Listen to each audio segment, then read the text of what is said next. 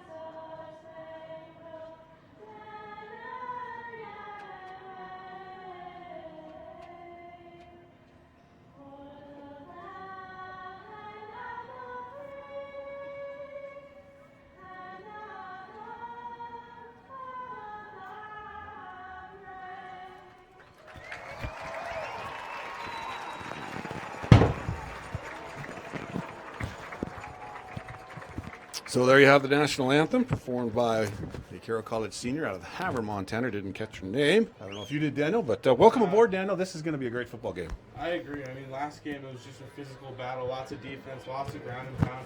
And I think it'll just be the same thing today. I mean, lots of running the football and just lots of physical defense. James Dowgan comes in, safety for Carroll, 15th in the nation in tackles, and he's just been doing a great job leading this defense so far. He is. He's their safety. They're all conference safety. They're leader on that defensive side. But for Carroll, the question will be, I think, can they run the football enough to take some pressure off Mac Roach so he'll have time? And can they give him some time to find some receivers downfield? They got to have that balance, and they haven't had it this year. Well, and it's tough when you're averaging 2.5 yards a carry to get a solid run game going. But Roach will just try to do his thing tonight. I mean, he's been putting yards up on the board. When he gets his time, he makes great plays. It's just been tough on him losing so many receivers. Yeah, injury bugs, as you mentioned, Daniel, you reverted to there, has killed Carroll this year. They lost Kyle Griffith in the preseason camp this year. This kid they thought would lead them in the receiving area along with Dylan Simak. Dylan played the first couple of games, and then against Montana Tech blew out his knee over in Butte, so he's done for the year. And then their highly prized freshman Connor Phone, their deep guy, their deep threat, injures his knee in practice, and he's done for the season. So they're down to bringing a kid off of a redshirt year, Chase Fossum. He's now playing for him, a kid they thought would sit out this year. And then also they've got a kid that hasn't been playing for him, didn't play for him this fall, but had over the past few years. He's back, and he's going to step in. That's Stephen Delaney. And that boy can run. He's quick, and they need him. They need some sort of a deep threat. So they're still looking for that ground game. As you can see, the officials down in the coin toss taking place at midfield. Check on that. But yeah, they need that balance in that running game. And it looks like Tech is going to receive the kickoff. Carroll will be on defense. Beautiful day for football here in the capital city. Again, Joe McMahon, Daniel Sally with you from campus of Carroll College in Helena, Montana. The Saints chosen pick number one in the Frontier Conference in the preseason poll, which means absolutely nothing. But right now they are ranked number 18 in the NAIA national poll, the football coaches poll, where Montana Tech is number 12. The highest ranking for a Frontier Conference school thus far, Southern Oregon, and they sit at the number 2 spot, a team that Carroll beat here, but then lost last week in a heartbreaker out in Oregon. Well, it's been a tough go so far for the Saints. Ever since that big win at home in Week 1 against Southern Oregon when they were ranked number 1 in the country, they took them down, moved up to number 1 in the polls, and now it's just been tough for the Saints. Like we said earlier, the injury bug is just killing them, and it's really showing on the field, and it's just been tough. For Carroll College, they had come in at 3-3 overall, 3-3 in the Frontier. Their head coach is, of course, Mike Van Diest, who's been very, very successful. He has the best winning percentage of any active football coach with more than 10 years of experience. In fact, his winning percentage is also 5th best of all time. So Coach Van Diest, very successful here. On the flip side, Chuck Morrill for Montana Tech brings a very talented team in. And this ball club, offensively averaging 460 yards per game and just giving up just 300 yards per game. So it is always a battle when these two teams meet. It doesn't matter if they're playing football, chess, or basketball. It is always a game, and expect nothing less here as both teams line it up. Carroll looking for a little revenge, lost by 9 in Dubuque in September, and they are ready to go. There's nothing better than a rivalry game, and this atmosphere is just awesome. Dion Williams is standing on his goal line, back ready to receive this kick. And back there with him, I believe, is number 35, Thane McCracken. We'll get the numbers picked up, but we're set to go. Coulter Hamble will put his foot into it, and we'll be underway here shortly. Again, thanks for joining us. Glad you're with us on a beautiful day in the capital city. Ball is in the air, and it'll be taken 2 yards in the end zone and taking a knee. He is number 25. He'll take the knee. That's Zach Bunny. He says, nope, not going to bring it out. We'll let our offense start 1st and 10. And offensively for Montana Tech, they have been up and down this year due to injuries as well. Yeah, their running back, Saraceni, is just a stud. He leads the conference in rushing, I believe, but Carroll's defense will look to contain him. Linebacker Shane Durbin should have a pretty good day today, because they'll probably run the ball a lot up the middle. And if they try to go deep, safety Dowgan, he's the last line of defense, and like I said earlier, he's just been doing a great job this season, so it'll be good to see what he does today. They'll start out of the Wildcat with Clay Cavender taking the snap. He's one of their receivers, and they'll give it to Saraceni, who's trying to get to the edge, and he's met at the edge. He's going nowhere. Quickly up to make that tackle. Tackle is number 19. I believe that's Greg Tucker. Tucker along with linebacker Shane Durbin there. So both met him on the corner, and you will see Montana Tech run the Wildcat from time to time. Now Quinn McQuarrie steps out onto the field. He is a transfer from Montana State University who stepped in this year at the quarterback position. He's out of Manhattan, Montana, but has brought some life to this offense. McQuarrie, this time out of the pistol formation, will take the handoff or give the ball to Saraceni. He's trying to get to the outside. He's brought down 2 flags in the play. A play on the snap, then a play on the tackle, and I think the one on the tackle's on a Saint. And that's on that. That tackle was made by Durbin once again. He's all over the place already here, looking to make a difference on defense for the Saints. Somebody got him up by the shoulder pads, maybe around the helmet. I think that's what that second flag was. We'll have to check with the first one. We may have offsetting here. We'll have to wait and see. But again, both teams fired up, ready to play today. Again, Carroll, a heartbreaking loss in overtime. In case you didn't hear it, they went to overtime, scored a touchdown, decided to go for 2 for the win on the road, and they didn't get that play. Just tough go for the Saints. Just a lot of tough things happening for them last week, and it was just a tough way to go out in such a close game, such a big game, against a team that knocked them out of the playoffs last year in heartbreaking fashion. Yeah, exactly. Team they beat here earlier in the year in a very, very close game that we had here for you on the net as well.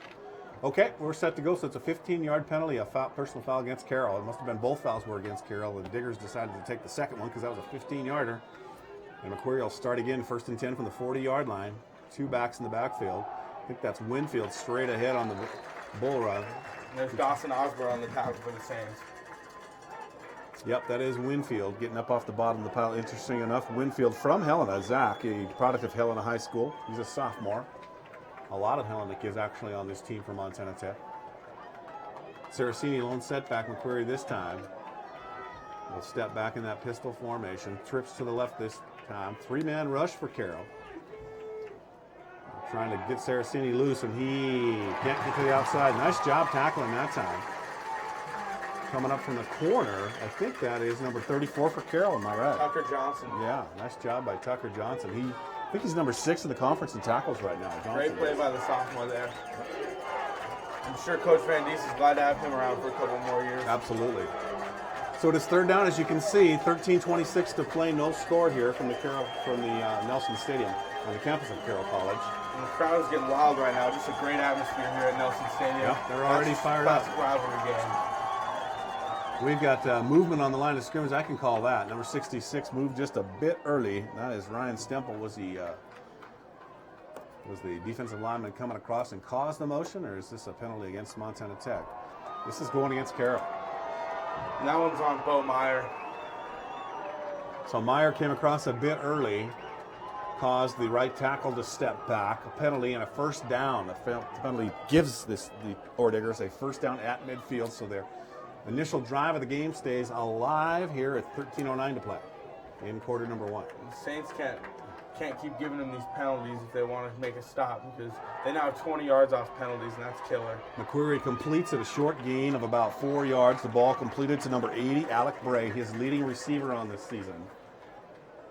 Once again on the tackle, that was Dawson Osborne. He's a senior linebacker, and they're going to miss him big on defense next year. Yes, they are. So Bray, with that reception, he has 24 on the season for 335 yards. You hear the fans below us getting pumped up, the Saint fans.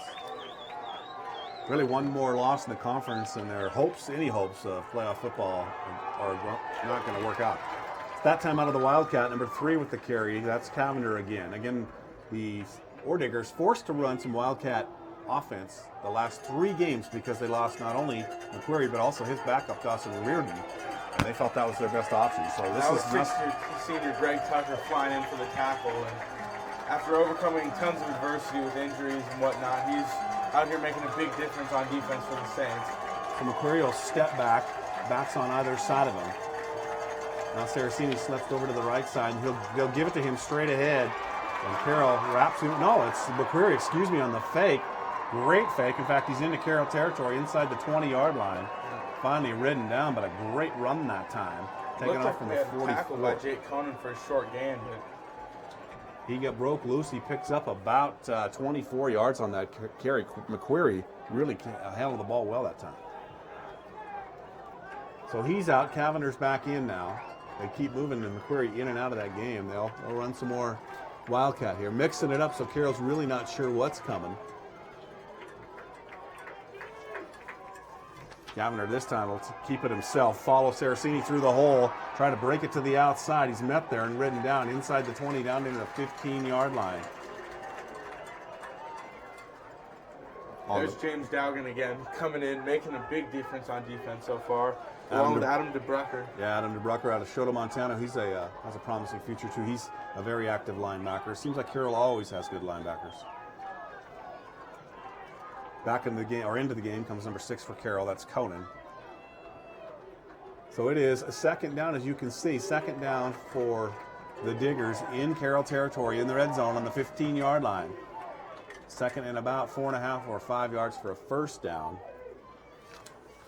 Out of the gun and keeping it is Cavender. He's trying to get to the edge. He'll get it inside the 15-yard line. Not enough for a first down. It'll be third and about 2. Good pursuit that time by the Fighting Saints. They're going to have to keep making these team tackles if they want to stop this vicious rushing attack, and they're doing a great job moving to the ball, getting good angles, and just making tackles. Gus Summerfield in on that stop for the Fighting Saints. So it's third and short. Big play here. Could have some influence on the game, and McQuarrie will step up under center. He'll take the snap. He'll give the ball to Saraceni. He bounces off one of his own men trying to get to the outside. He's got some speed. Turns the corner, gets inside the 10-yard line. And it was his speed that got him to the corner and got enough for the first down. They had him bottled up in the backfield, but he sprinted to the outside and picked up the first down. Great run. You can see why they're so high on that guy. This is a good move by Saraceni. Yep. Nothing in the backfield. second effort, makes a bounce outside, and he's there for the first down. Big play for the Diggers. Nolan, 109 carries on the season coming into this game, 768 yards and 11 touchdowns on the season.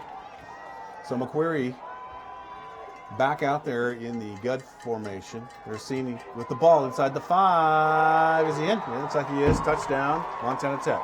So Saraceni goes in from 8 yards out, and the Tech Ore Diggers are on the board. I must say, that's Saraceni's 12th rushing touchdown this season, and he is just having himself quite the year. Tough break on that drive by the Saints, just killing themselves with penalties. And they'll look to bounce back on offense with the next drive. And the Diggers setting up to go for 2 here. And now they'll shift out of that. Like we got a little trickery here. Little Oregon Duck action. Yeah, a little trickery. It's something the Indianapolis Colts tried a few nights ago, and it didn't work so well on a punt. Not too good. Not too good at all. So on to attempt the extra points, number 19. And he'll drive it through. I believe that's Berg. Yeah, that's Matt Berg. Puts it up and through. So, time out on the field, our score, the Montana Tech Ore Diggers jump on top 7-0 over Carroll College.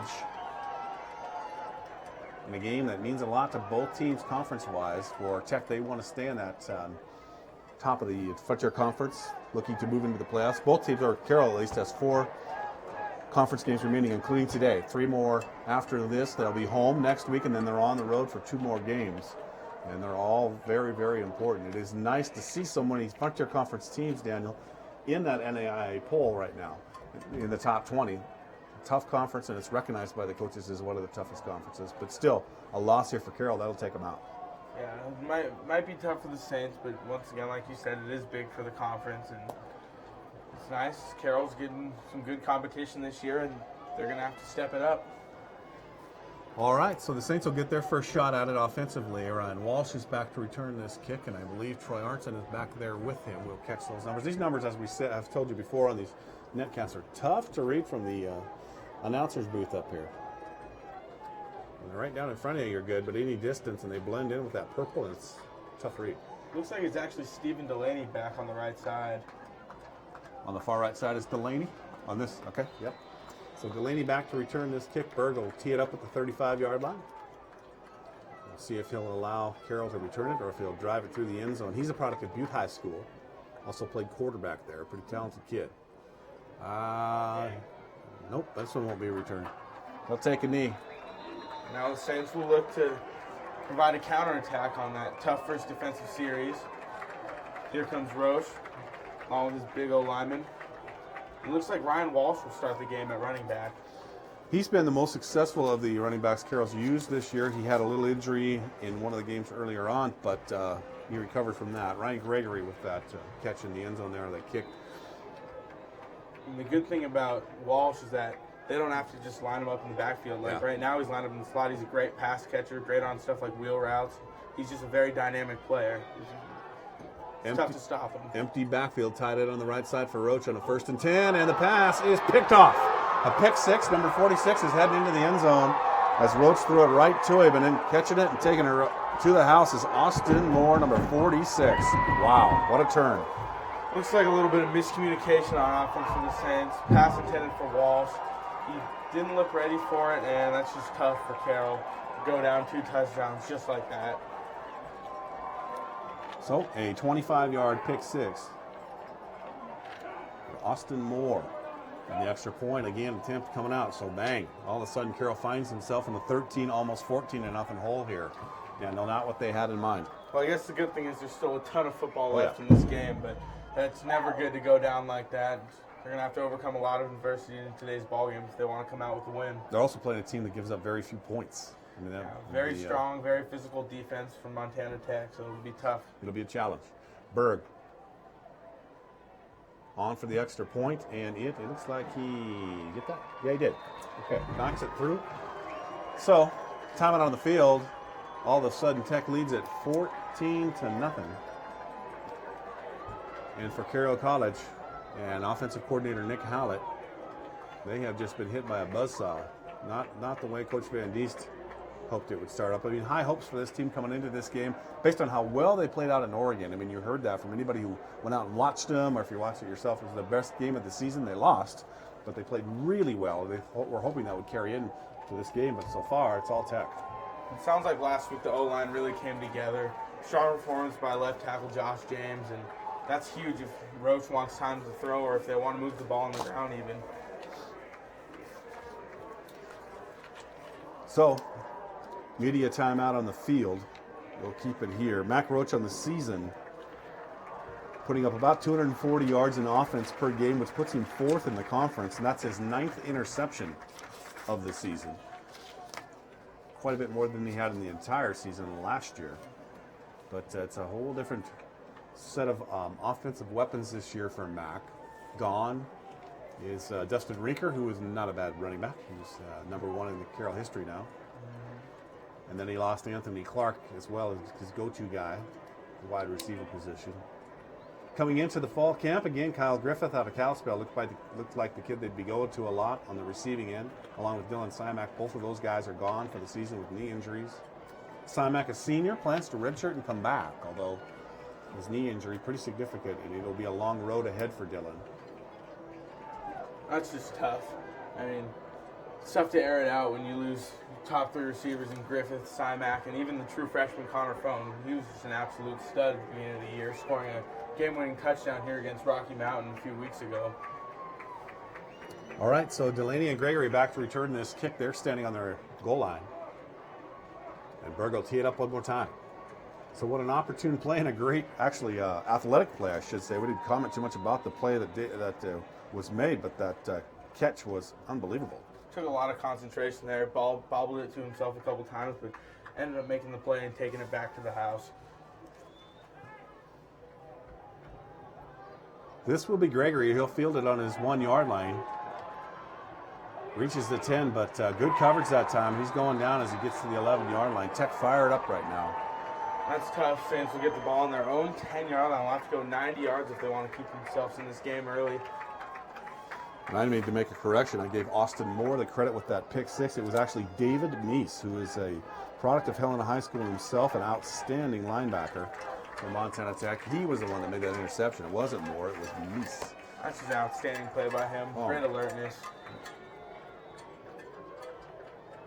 So 14-0, Carroll now with their second offensive play of the game. They're down 2 scores. Roach faces 1st and 10, and they'll go left side. Trying to get to the outside, I believe. Was that Dylan Green? It's a nice run there by Green. Yeah, Green off tackle left side. Across the 15-yard line, reaches the 16. So, yeah, a gain of 5 for Green. Now Walsh will come in for Green. Actually, they're both going to be in the game. Looks like a little 2-head monster action in the backfield. Now Walsh is going to split out into the slot. Looks like a 3-man front for the Orediggers. 8:58 to play, 14-0 Tech. We're in the first quarter. Diggers jumped out early. Interesting formation here. Saints will stack 3 receivers. That ball into the hands of Walsh, bounced off his stomach, nearly intercepted again. That was almost disastrous, but great coverage that time. Out there right away with Walsh. Making it difficult was number 1, D'Angelo Bell, a defensive back out of Portland, Oregon. This is going to be a big 3rd down here in the first quarter for the Roach and the Saints offense. Yeah, they got to keep that defense on their heels a little bit. Establish some momentum offensively. Again, Carroll has lost their last 2 conference games, and that's not something you say when you cover Carroll games very often. It just doesn't happen. But it has this year. It's been a tough year. Lots of injuries and a very tough Frontier Conference. This time, Roach looking to throw the football. The ball is tipped. Knocked down by number 42 for Montana Tech. With his hand on it is Jacob Crawford, a senior defensive lineman from Tumwater, Washington. So Carroll is going to have to punt the football, Daniel. This is not looking good for Saints early on. Lots of Sorensen comes out for the punt. It's just tough for the Saints offense. Can't catch a break, and Montana Tech's defense is just making plays to start the game. And they're flying all over the field. They're bringing a lot of energy today. They give up just 300 yards a game. That's the lowest in the conference, the Tech defense. And Tyler Gaviak leads them in tackles with 8 a game, but they've got a lot of players on that defensive side of the ball. It's tough to give up that little offense, especially with so many high-powered offenses in the conference, mainly Southern Oregon. Torgerson's punt is a beauty. It'll go out of bounds at about the 30-yard line, but he tagged that one. Running back to attempt to return that was Daniel Van Dyke, but he just got away from it. And it'll be Tech ball, 1st and 10. They'll start their second offensive possession on their 30-yard line. They scored after their opening possession. They went down the field and capped it with a Saraceni 8-yard touchdown run. And then on the first play for Carroll, after that touchdown ensuing kickoff, Carroll College Max Roach was intercepted by David Meese, who took it in from 25 yards out. Pick 6 on the first play of the game for Carroll. So that's where we sit, 14-0. And McQuarrie is out there in the pistol formation with trips to the right. Big series here for the Carroll defense. They need to stop.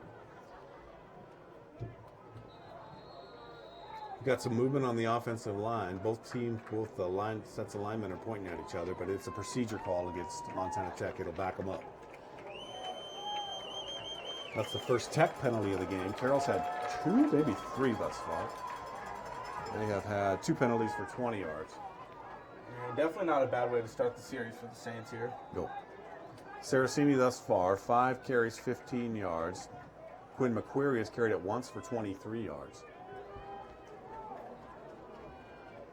McQuarrie out of Manhattan. Again, the transfer from Montana State University. Out of the gun formation. He'll take that snap and he'll hand it. No, he'll keep it around the right side. And as he turns the corner, he's met and brought down for little or no gain. Nice job on pursuit that time. I think that was that Dowgan coming up from his safety? Like Dowgan and Jake Conan on the tackle. There we go. And they just read that play like a book. They saw the fake coming. They had guys on the running back and the quarterback, and that's just a great way to play right there for the Saints.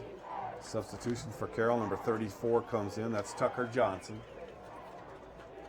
Like Carroll will bring in an extra DB, going to more of a dime look. Yep. 3-man front. And this time, McQuarrie's going to give it to Saraceni. Why not? And he'll cut it to the outside. Good running room. He's finally racked up, stopped at the 35-yard line, about 4 yards short of what he needs for the first down, but he picks up almost 10. There's Dowgan again on the play. And I just got a feeling we're going to be saying his name a lot the next 3 quarters because he's all over the place already.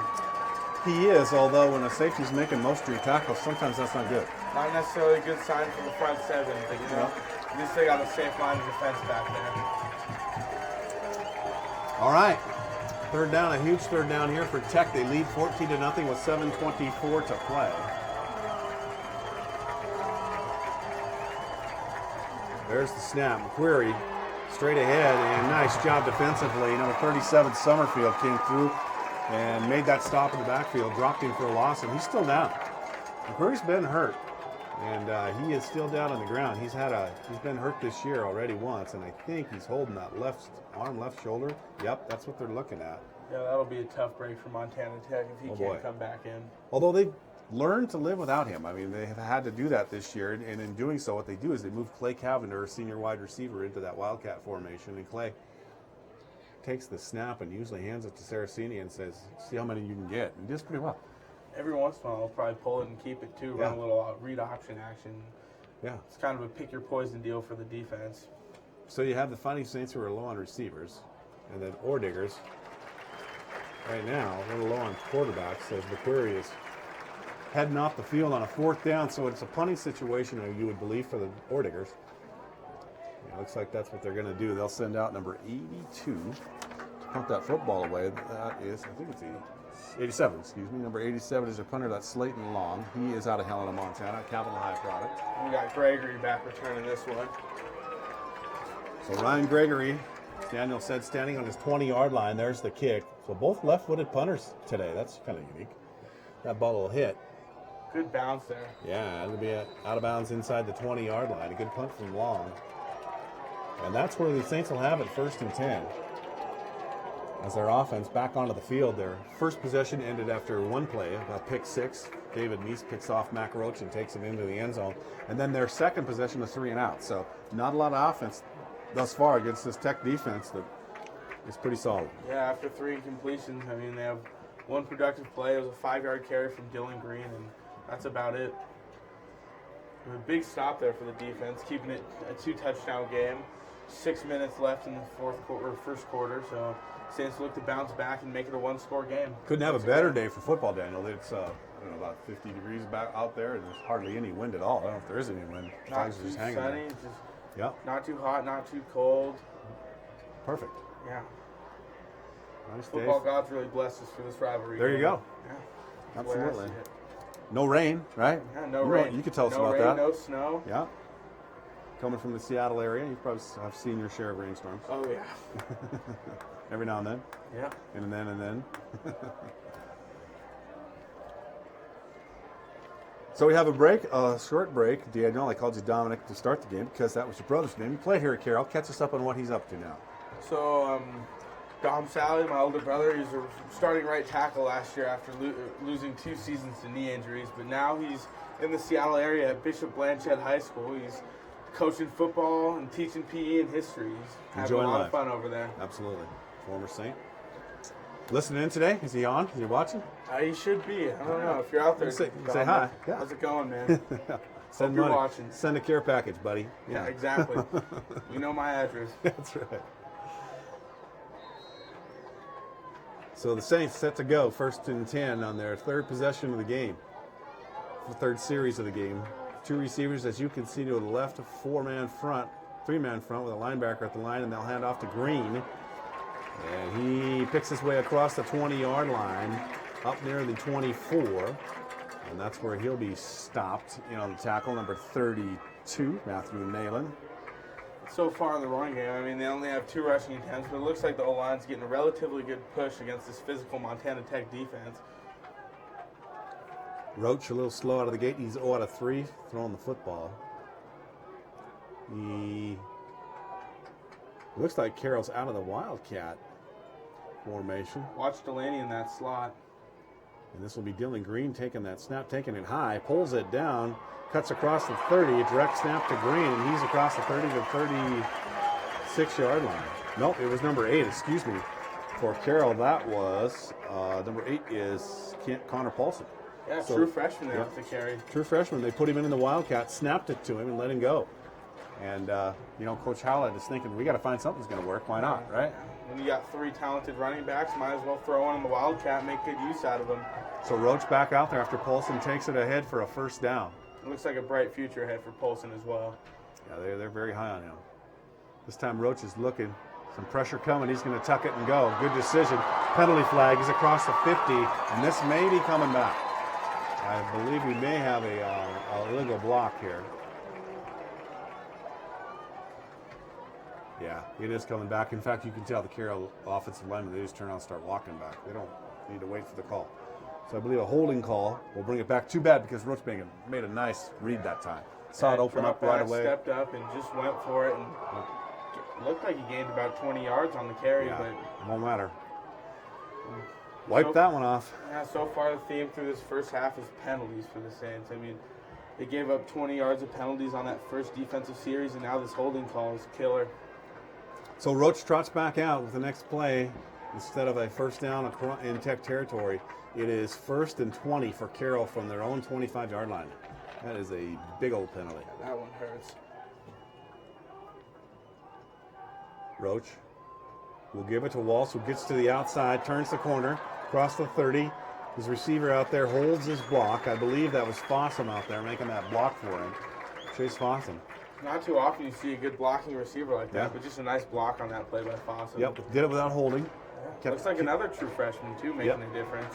Yep, he was a redshirt freshman, Fossum was, when the season started, and they had to change that after they lost Dylan Simak and Connor Phone to injuries this year. Their other receivers. Strong freshman class so far. Coach Van Dies's got to be excited about the future ahead for this freshman class. Absolutely. He's got a lot of studs. So the Saints back up at the line of scrimmage. This time Roach gives it to Green, and he stumbles across the line of scrimmage, falls into the arms of the Orediggers, number 26, Eddie Smith, and it will be a gain of a couple. He's up 3rd down and 8. There's a big 3rd down here for the Saints. It's time for Roach to step up and make a play. So in a situation like this, who's his go-to guy? Really, we've seen him go to the tight end when he really needed a catch, really needed to move the ball. Early in the year, it was Dylan Simak, no doubt. And I wouldn't be surprised if they find Walsh on something like a wheel route here. Roach is looking to the left this time. The ball is tipped. That's the second time number 42's got his hands on the football, and that's Jacob Crawford, and he knocked that pass away. So he's just timing it perfectly. He's watching Roach's eye, and as soon as he cocks and throws, he's up. Once again, you can tell that Montana Tech's really just bringing a lot of energy today on defense, and it's tough for the Saints to get anything going when they're moving like they are and going for the ball and making reads all over the field. So Torgerson back to punt the football again. Waiting for the final member of the punt team to get out there and get set. Some pressure coming up the middle. Torgerson gets it away, but not a good kick this time, and it'll go out of bounds in the Tech sideline. Number 80 was be down at about the 42. So Alex Bray back to return that kick. Didn't have an opportunity. It'll be Tech ball. And they'll spot it, as Daniel said, at the 42-yard line. They lead 14-0 with 3:43 to play in the first quarter. So Tech takes the opening possession, drives the length of the field, scores on a Nolan Saracini 8-yard run. On the ensuing play for Carroll, on the first play for Carroll offensively, Mac Roach throws a pick-6 interception to David Mace, product of Helena High School. Catches it and takes it in from 25 yards out of the very first play, and that's where we're at. It's 14-0. Saracini this time out of the Wildcat will take the snap himself. 5 guys on the line of scrimmage anticipating a run. And he's going to get it out to the outside, and down he goes. There's Dowgan again making another play on defense. Yeah, he was out there. So was Dowgan led them. He led them at the corner, but he had some help turning them in. Yeah, it looks like Bo Meyer came over and helped him out a little bit on the tackle there. Saracini, he's still able to pick up a couple of yards, and he'll stay out there. Remember, McQuarrie was hurt on their last possession, the last play, and he's not out there anymore. Saracini in there, so that injury to McQuarrie may be more serious than what we may have thought initially. And no sign of him so far. Nope, he's a big piece of it. Saracini sends a man in motion. He's going to keep it, try to get around the left side, turns it upfield. There's Dowgan again making a play. He's like him and Shane Durbin. Yeah, Durbin had a hold of his legs. DeBrucker was there too, so 2 linebackers and the safety up to make the tackle. And Saracini ahead for about 3 yards. It's going to be third down and about 4 with 2:47 to play in the first quarter, a 14-0 game. And Durbin's out there with a club on his hand. Had a little hand injury in fall camp, but he's been playing through it. Wearing that all year. Yeah, getting that hand taped up. And he's just still out there making plays, leading the defense. So here we go on a big third down play. Taking the snap and throwing the football is number 10, and it's incomplete. No good. That pass is defended by Ryan Gregory, and just outstanding coverage there by the Saints. That was Sean Sullivan with that attempt, redshirt sophomore receiver. Yeah, that throw was a little low. Check that. It was, I believe that was. Anyway, the throw was low. You're right. It'll be punting time for Montana Tech. And it looks like Gregory, who's just in on that last play on the coverage, will be back to return the punt once again for the Saints. And he is standing on his 14-yard line. Good pressure that time, but a beautiful punt. This one may go into the end zone, however. Yep. Oh, yeah. Boy, he blasted that one. We got a touchback now. So Slayton Long's punt into the end zone, the touchback. It'll be Carroll ball 1st and 10. They'll bring it out to the 25, and they'll take over from there.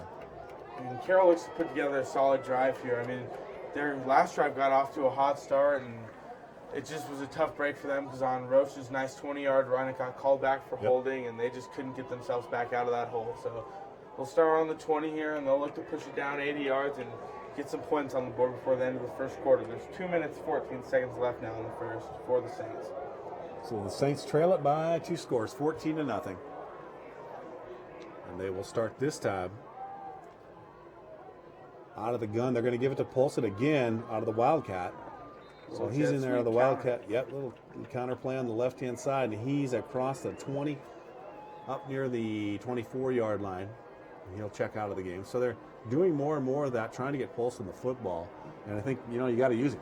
Yeah, I mean, you got Paulson, you got Walsh, you got Green. It's a 3-headed monster, and they're just trying to use anything they can because they got to get this offense going. They're looking for a spark plug from one of them. Yeah, looking for the guy that's hot, ready to go. Roach this time back in the game with Ryan Walsh on his right hip. Pressure coming this time. He'll drop back, set up, fire the football, and in and out of the hands of his receiver, coming across the formation and being chased by number 36, Dick Amistoy. Was the Carroll receiver. The pass falls incomplete. It's 3rd and long again. So it looked like Roach had to hurry that a little bit. Maybe that pressure, he saw it coming. Threw it a little earlier than he wanted to. Yeah, and it's tough. You got pressure, you got sticky coverage, and this Tech defense is just all over the field again.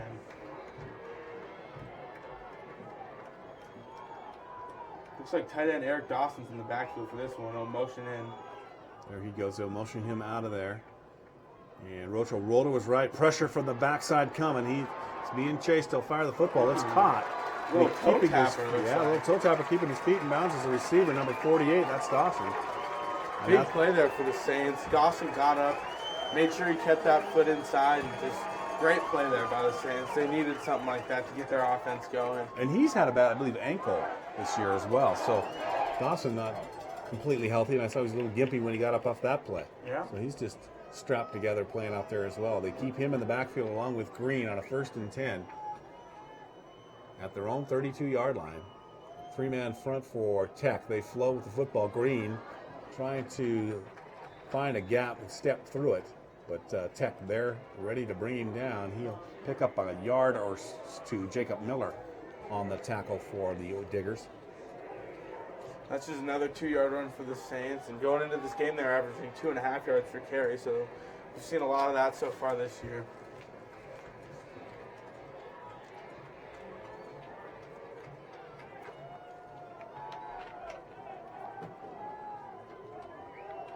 So the Saints back at the line of scrimmage on a 2nd and 8. Roach still in there. He'll take the snap. Some pressure coming up the middle. He'll escape, get to the outside, and he's brought down. Good pursuit that time.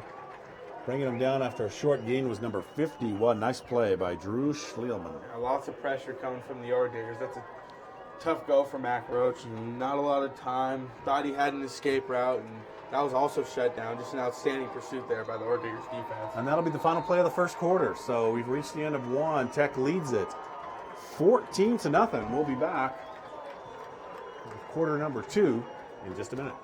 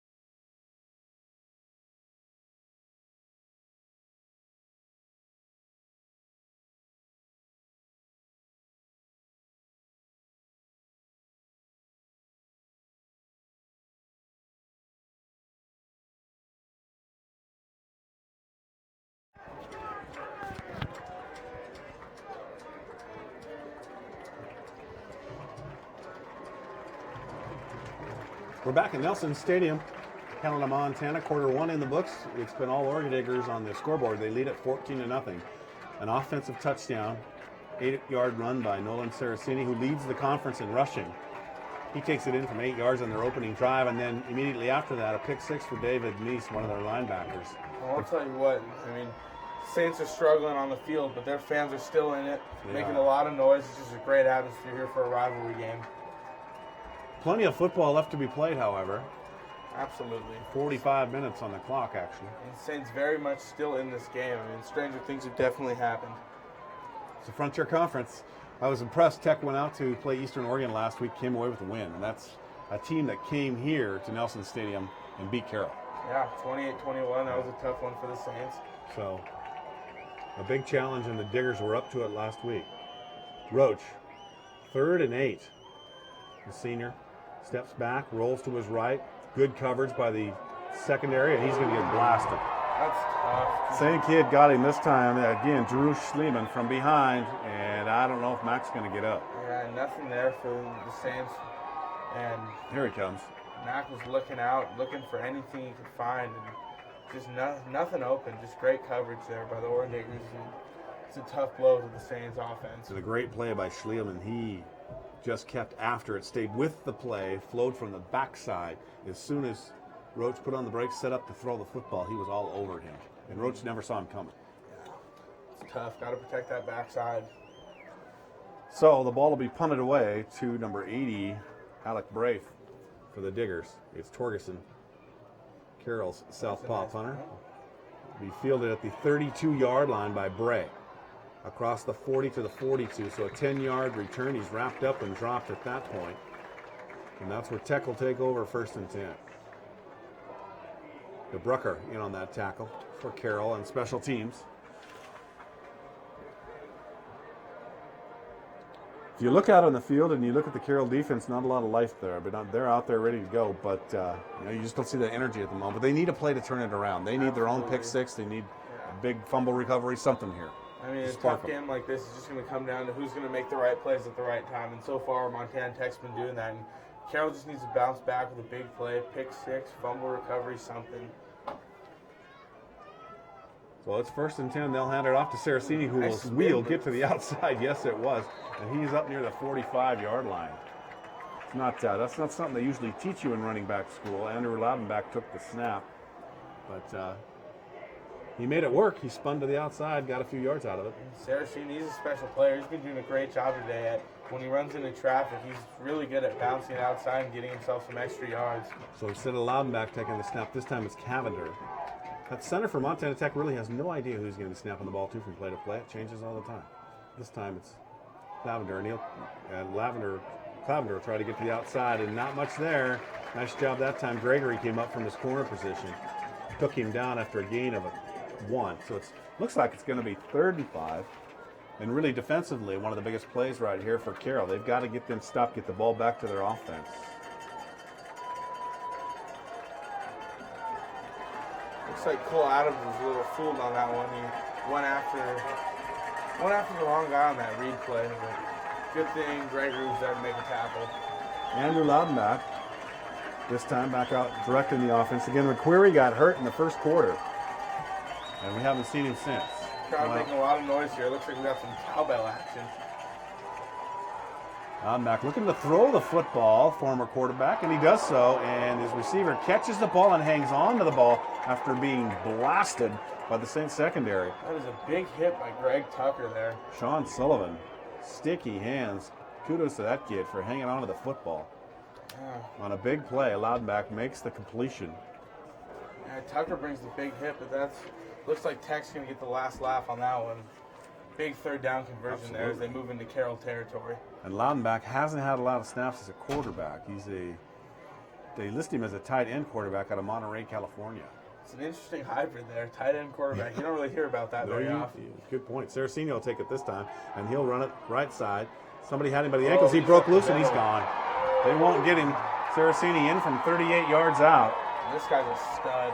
Saraceni broke that tackle. I didn't see who had him, but somebody had him by the ankles, so they couldn't bring him down. Yeah, Saraceni burst through traffic, and he's gone.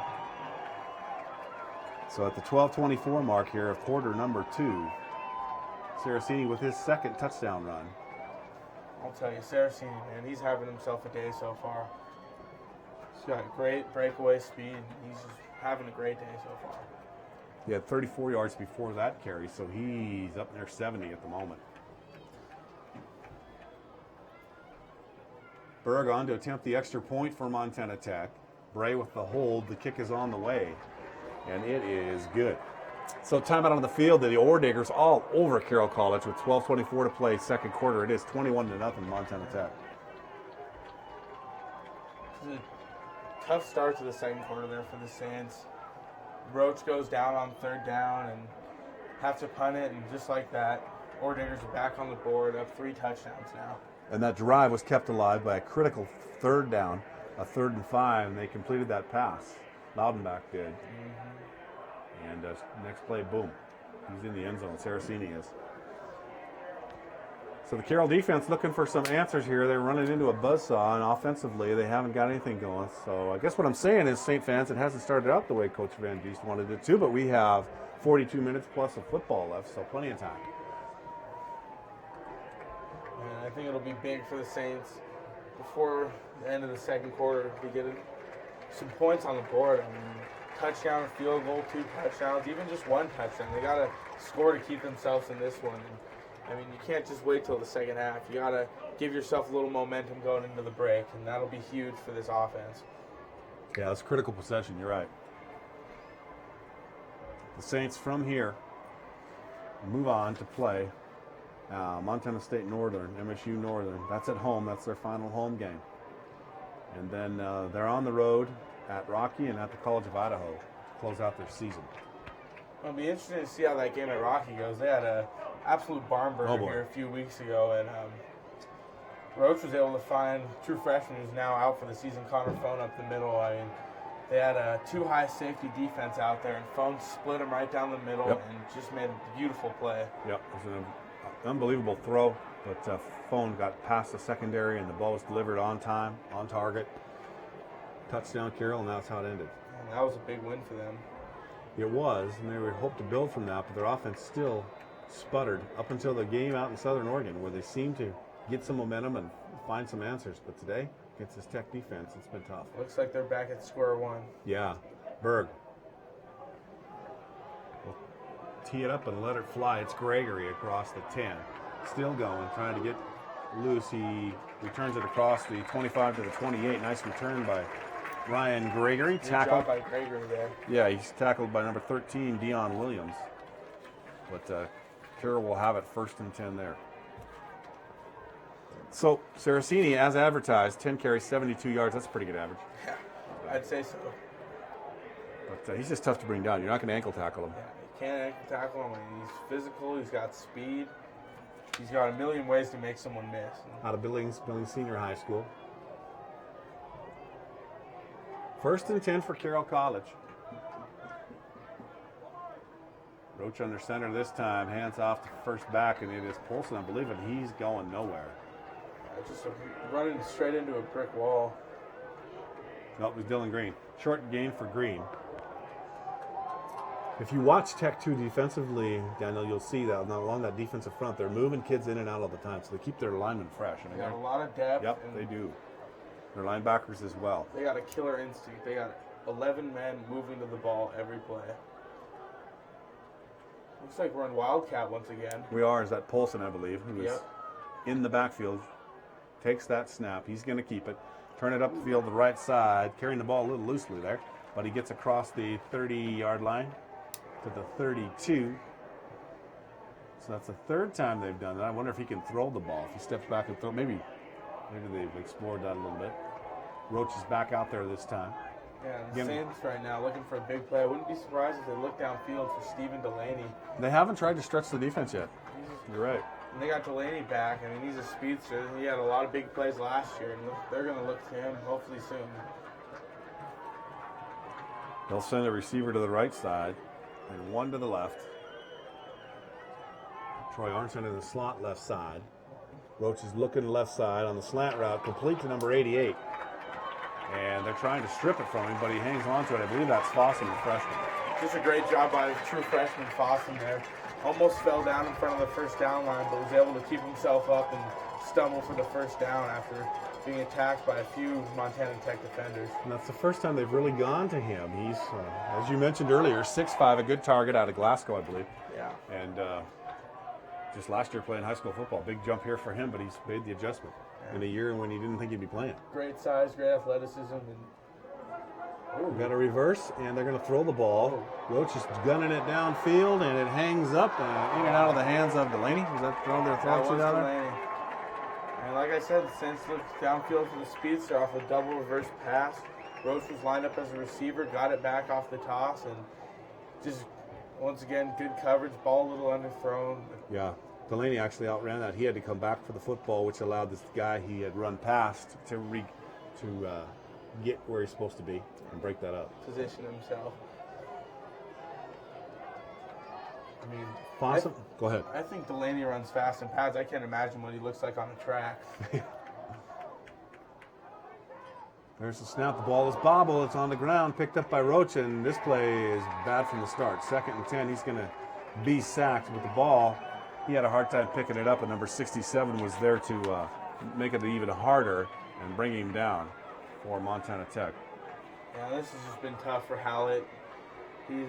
His offense is struggling right now. They can't seem to get anything going, and I mean, it doesn't look like anybody can get anything going against a defense this strong.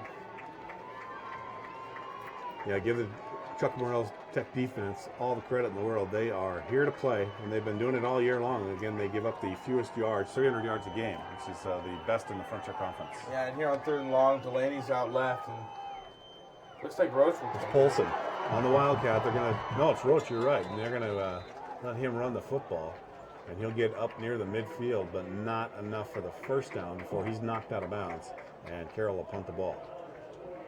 Boy, Roach is moving around a little gingerly. He really took a pop, as we mentioned earlier in the game.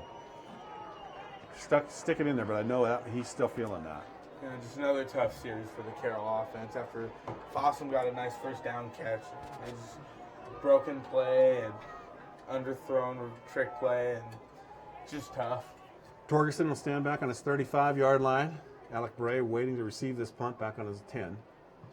The kick is away. Beautiful spiral. It'll hit and go into the end zone, so it'll be a touchback. So the Diggers will take over 1st and 10. They lead at 21-0. Joe McMahon, Daniel Sally with you from Nelson Stadium. In Helena, Montana. Oh my gosh, it's beautiful. Little construction, destruction going on over at the PE Center. Yeah, we got the sun coming out now too, looks like. So. Lots of sun, no rain. It's a beautiful atmosphere.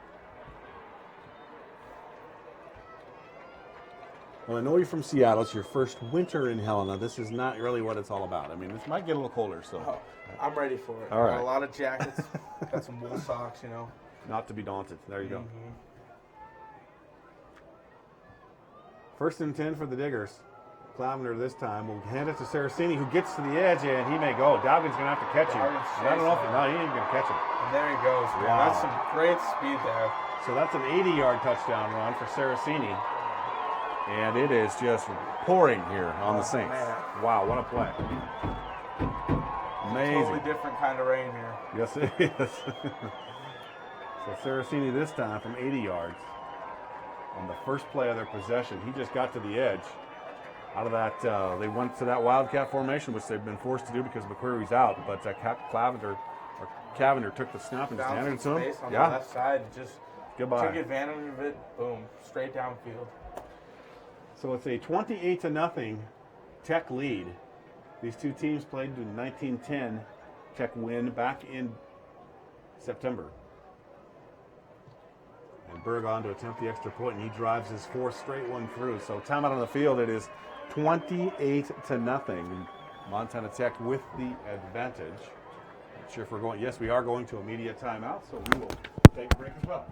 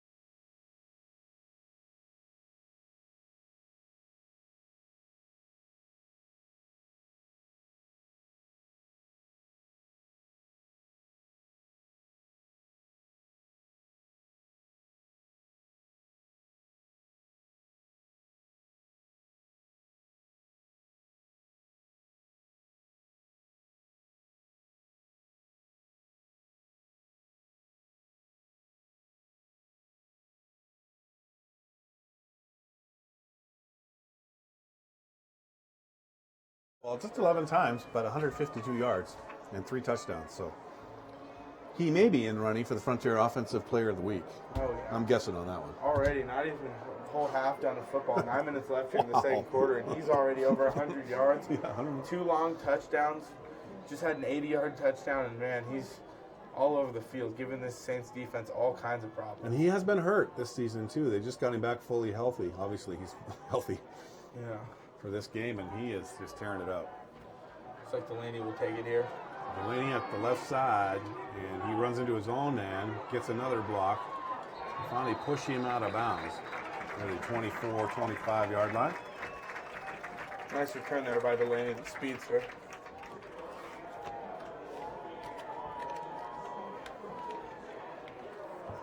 So the Saints take over 1st and 10. Mac Roach out trying to get some offense going. Let's see what he and Nick Howlett have in mind.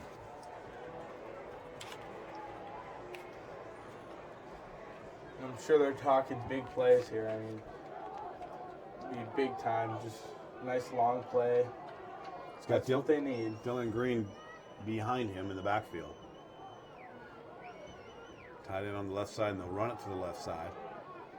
And at the line of scrimmage, the ball comes out, but they're going to say his forward progress was stopped, so it'll be Saint ball. That's all they need, is to fumble the football here. So the tech coaches next to us get a little excited. The next booth over. Can't help but get excited for a rivalry game, though. Yeah, especially when things are all rolling your way right now. Seriously.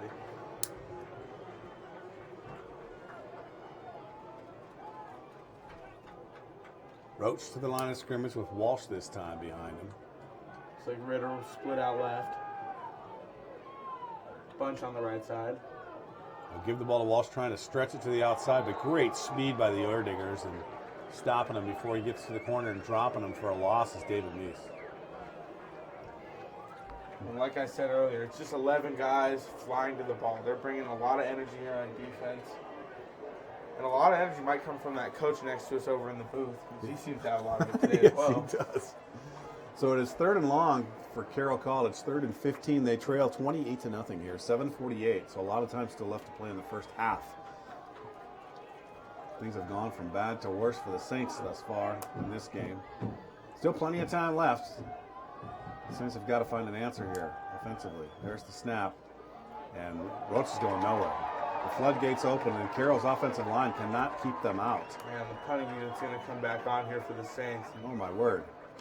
They almost got there before the snap did. That was quick. You just got to wonder if they're going to get anything going today, because there's just nothing so far for the offense. And you just got to wonder what Hallett's going to have up his sleeve. So Torgerson back to punt. He's been a busy man today. Alec Bray waiting for it at his own 35-yard line. That's a nice punt. Penalty flag comes in. And Bray taken down at the 38-yard line. We'll check the penalty. Nice play there by Tucker Johnson. He looked like he got thrown down to the ground, but he did a little somersault, popped back up, and was able to make the play. So 5th punt of the game for Torgerson. We'll check what the penalty is. Tech will have the football.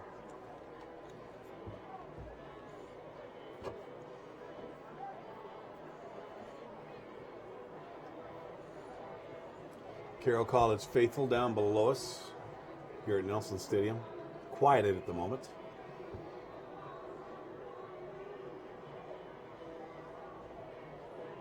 Carroll defense stung by Nolan Saraceni today, who has rushed for over 150 yards on 11 carries. Well, you got all kinds of problems with the Carroll defense. They're on the field almost the whole game. The offense can't get anything going. They're going 3 and out almost every time. So you're right. They got to be exhausted. And it's hard to stop a running back like Saraceni when you're that tired. Carroll has 30 yards on the ground and 19 yards through the air. That's it. So anyway, the penalty, they finally got it figured out. I'm not sure what the officials were talking about. It couldn't have been that complex, but... You know, and most people won't find it very hard to believe that Saraceni's got more yards himself on the ground than Carroll's whole offense. Oh, yeah. Easily. Over double. Yeah. So it'll be Tech ball 1st and 10 from their 16, 17-yard line. Well, your Mariners not in the World Series, but there are 2 teams that are, the Mets and the Royals. What do you think? I got the Mets. I mean, big signing in, a guy who used to always come into Seattle and kill the Mariners, Yoenis Cespedes. And him and Daniel Murphy just adding a lot of power for that Mets offense. And I think they're going to take down Kansas City, and I think Kansas City is going to fall short in the World Series 2 years in a row. Laudenbach back in there to take the snap this time. And we got a whistle before the snap is taken. We got a timeout. So some misalignment, something was not right, and the tech coaches saw it and they said, let's correct it before we get penalized or we have a disaster here. Yeah, you mentioned Daniel Murphy. That guy could be referred to as being in the zone. Yeah. He is hitting everything. Amazing. And he just decided to put the team on his back for that NLCS, and he just made the Cubs look silly all series. And that's baseball. You know, the good pitching will shut down that good hitting. I mean, the Cubs all over the Cardinals. And this is hard for me to say because I'm a St. Louis native. But all over them, just pounded them offensively. And then we turn around, and the Cubs in the next series hit 167 in 4 games and get swept. And I'm sure it's nice for the Mets. I mean, they got an outstanding pitching staff with guys like Harvey, Syndergaard, DeGrom. And when they're doing their thing and you got offense to back you up with guys like Murphy, I mean, they were just all on the same page, and it really showed that the Cubs were a very inexperienced team, and they'll probably be back next year. Oh, yeah. They're loaded for the next year. The cupboard's full. Okay, so Laudenbach this time, out of the gun, sends a man in motion across the formation. And he'll give it to Saraceni, that kid again. And this time, they get him behind the line of scrimmage. They'll get him. They'll bring him down. In fact, he may lose a yard, which means he has 151 yards on the day. But they get him stopped this time because the previous time he carried the ball, he went 80 yards. So it is 2nd down and 12 for the Diggers with 6:24 to play here in the first half. 28-0. The Diggers in the lead. This is a tough way to start off the game so far for the Saints. I mean, they can't seem to get anything going offensively, and Saraceni's just outstanding. Yeah, Cavender that time took the snap out of the Wildcat, and he was tackled in the backfield. Nice play. Coming up to make that play for Carroll was number 41. I believe that's DeBrucker. And I must point out that we still haven't seen the quarterback McQuarrie back in yet, but they might not need him with the way this game's going so far. Nope, not at the moment. Checked out, it was Durbin on that tackle. No, that's right, it was number 40. So it'll be 3rd down and long this time. Tech hasn't had a lot of those. They got one here, and the ball is tipped and falls incomplete. Boy, for a moment there, you thought maybe things would go Carroll's way. They could get a pick there. Yeah, it looks like it was Durbin who got a hand on that one. So the Diggers will have to punt the ball away. They haven't done this an awful lot today. Gregory's looked back to return. Right, and he should end up with Saints should end up with pretty good field position here with 5:30 to play in the half. Yeah. Slayton Long standing on his goal line. With the Saints down by 4 scores, they'll get the ball back here as Gregory signals for a fair catch and makes that fair catch at about the 40-yard line. And that'll be Carroll ball 1st and 10. So 60 yards still pay dirt. See if the offensive line can give Mac Roach some time here. And I must point out, we have been talking about the strong freshman class that we've seen today from Carroll, just to provide a little silver lining. And as the offense comes out, left guard, number 68, Willie Clements, is also a true freshman. He's out of Colorado.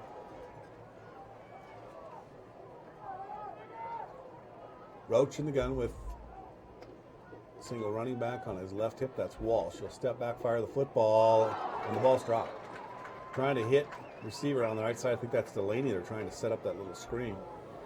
That's another tough play for the Saints offense. It was pretty well covered, however, by Tech. They had guys out there, so I don't know if he slips the tackle, he can go. But flying to the ball once again, that Tech defense. They are all over it. So to 2nd and 10 for the Saints. 5:20 to play. Joe McMahon, Daniel Sally with you on the campus of Carroll College, Nelson Stadium in Helena, Montana on a beautiful Saturday afternoon. Thanks for joining us. Absolutely. Dawson will shift to the right side out of the formation as Roach rolls to the right side. Throws the football complete. Nice play. I think that's Troy Arnson with the catch. Nope. No, it wasn't Arnson. That would be Stephen Delaney there. That is Delaney, yeah. Delaney only his second week of action after returning to the team last week. So Delaney makes that catch. Had played the previous 2 years, decided to sit out this year, focus on track. As Daniel said, Delaney pretty quick, pretty fast. He runs a 400, am I right? I believe so. So that means not only does he have speed, he also has endurance. There you go. I could run the 400. I wouldn't run the whole thing. I could run maybe 50 of it. Yeah. Getting to the outside on the stretch is Walsh across the 35. And they'll drag him down at the 31-yard line. Tackle made by Ryle Gunlickson. But for the Saints, a spark here. That completion to Delaney, and all of a sudden the offense seems to be finding some traction. When we see Walsh making another play on offense, and that man can do everything. He can catch, he can run outside, he can run inside. We like to use him on wheel routes, and it's great that he's only a sophomore. Just a bright future for that man. Fossum wide to the right, Arnson to the left. Two tight ends in this formation. Walsh in the backfield with Mac Roche on the 2nd and 4. Walsh is going to get it, and he'll get that first down across the 30. Well, he'll be close to it. See where they spot it. I think he has it. Getting up off the bottom of the pile for the Diggers, number 67 again, who's been pretty active today.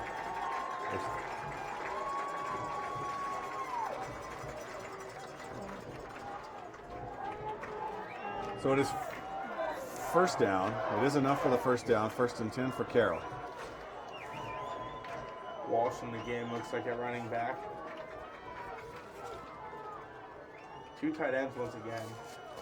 The power formation, they used it last time too. They don't often go to this, but you got a whistle before the ball is snapped. Timeout, Montana Tech. They must have saw something there in the Carroll offense. They did move the dynamic Walsh out left in motion, and that might have caused for a little confusion on defense for Tech. So timeout on the field, 28-0. Montana Tech with the lead. We'll take a break.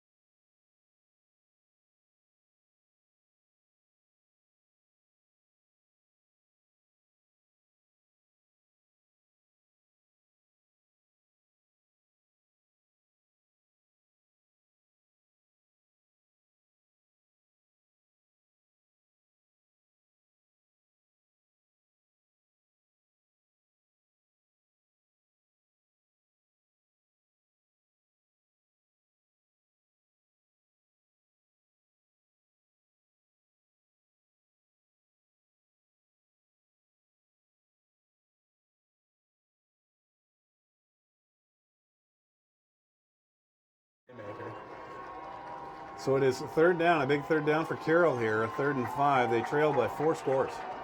So we got Fossum out wide, two tight ends. And Arnson, the single receiver to the left side. D'Angelo Bell keeping track of him. Walsh in the backfield once again for the Saints. They're looking to Arnson throw the football. He caught it inside the 15-yard line. Right at the 14, and it'll be a Saints first down. So a nice route that time by Arnson and making sure he brings the ball in and keeps his feet in bounds. Once again, another toe tapper catch for the Saints. That one to go with Dawson's in the first quarter. So 1st and 10, a big conversion there for Carroll on a 3rd down. It's 1st and 10 Saints They trail 28-0. 2:37 to go. Plenty of time here for the Saints. And they have all three of their timeouts remaining. And they will split Fossum to the near side. Yeah, watch for Delaney in that slot. Here comes Arnson back into the formation. Roach is looking to Delaney, and he's got it. Touchdown, Carroll. And there he is, Stephen Delaney, second week in action, and he's already got himself a touchdown. So Delaney and Roach connect from 14 yards out. Big drive there for the Saints, puts them on the board. And they did a great job moving the ball up the field there. A lot of good plays made by Roach, and it's outstanding. Puts them on the board, gives them a little confidence heading into the locker room. 2:17 to go in the second quarter.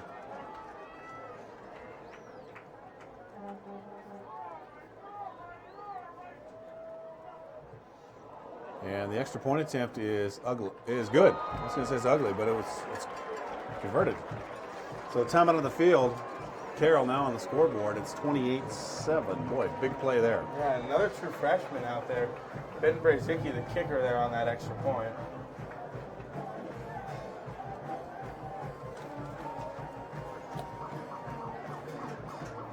You're going to give the ball back to Tech with 2:17 to play. That's enough time for them to move down the field, and I would imagine they're going to remain in attack mode here. As you look across the way, the stands below us, lots of people here, and then across the way sitting on the sidelines, or on the hill over there. So a good crowd today. When you mentioned 2:17 on the clock, not really ideal for Tech. I mean, they do have a lot of time to score, but I mean, they honestly, you could get rid of the 2, and they could have 17 seconds with the way they're running the ball today. They could make it a big play any minute here.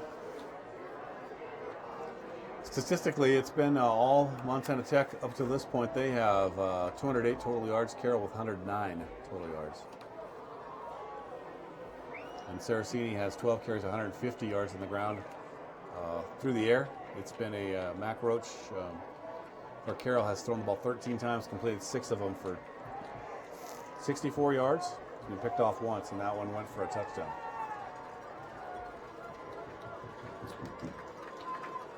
All right, Saints will give it right back to Montana Tech and send their defense back out there to try and hold them.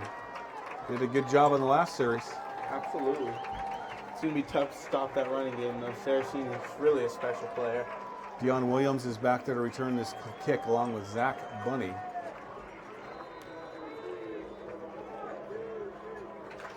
It's like Hamill will take this kick off for the Saints. Hamill has it teed up at the 35-yard line. And this one will not be returned. It is 5 yards deep in the end zone plus. So it'll be 1st and 10 for Montana Tech. They'll bring it out to the 25-yard line.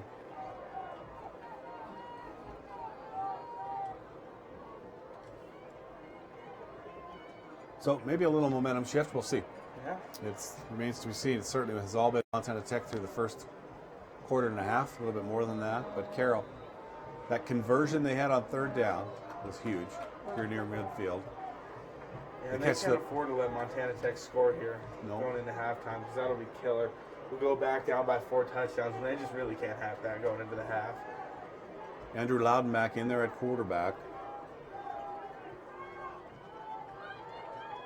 And he'll hand it to Saraceni, who will dance at the line of scrimmage, try to bounce it to the outside. No place to go. Great job defensively that time. Saints on the pursuit. Yeah, it looks like it was Cole Adams and Dawson Osborne combining to make that play there for Carroll. So a pair of Saint defenders bring him down behind the line of scrimmage. In fact, he's going to end up losing a yard. He's had a big first half, Nolan has. There's a timeout on the field. The Diggers want to talk it over.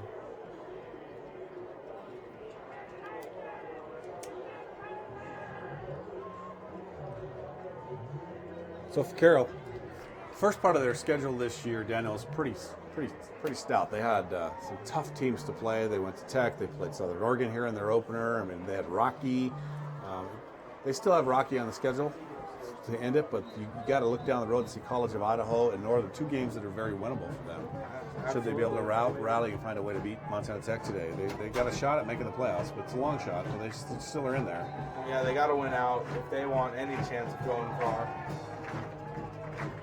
And with Mike Van Diest here at the helm, not getting into the playoffs has not been it hasn't happened very often. Yeah, I mean, like you said, he's got an extremely high winning percentage. I believe 85%. He's only lost a little over 30 games in his career, so that's. Saraceni will take the snap, but he's going to give it to number 25, who tries to get to the outside. Zach Bunny, the junior running back out of Butte, Montana, and he gets back to the line of scrimmage, and that is it. And like I said, Mike Van Diest's career record is 189 and 33. That's crazy. So the second timeout taken. And I can see, I believe McQuarrie, if I'm not mistaken, over there, Daniel, he has got his shoulder pads off, and he is gathered around the offense there, but it looks like he's done for the day. Yeah, see him that's standing tough there? for the Ore Diggers, but, they're still finding a way to move the ball on offense. So and he's they got can't be too concerned. his right arm. It is his right arm, and I believe he injured his left one last time. I could be wrong, but his right arm is definitely in a sling. 28-7, 1:58 to play. We're in the second quarter.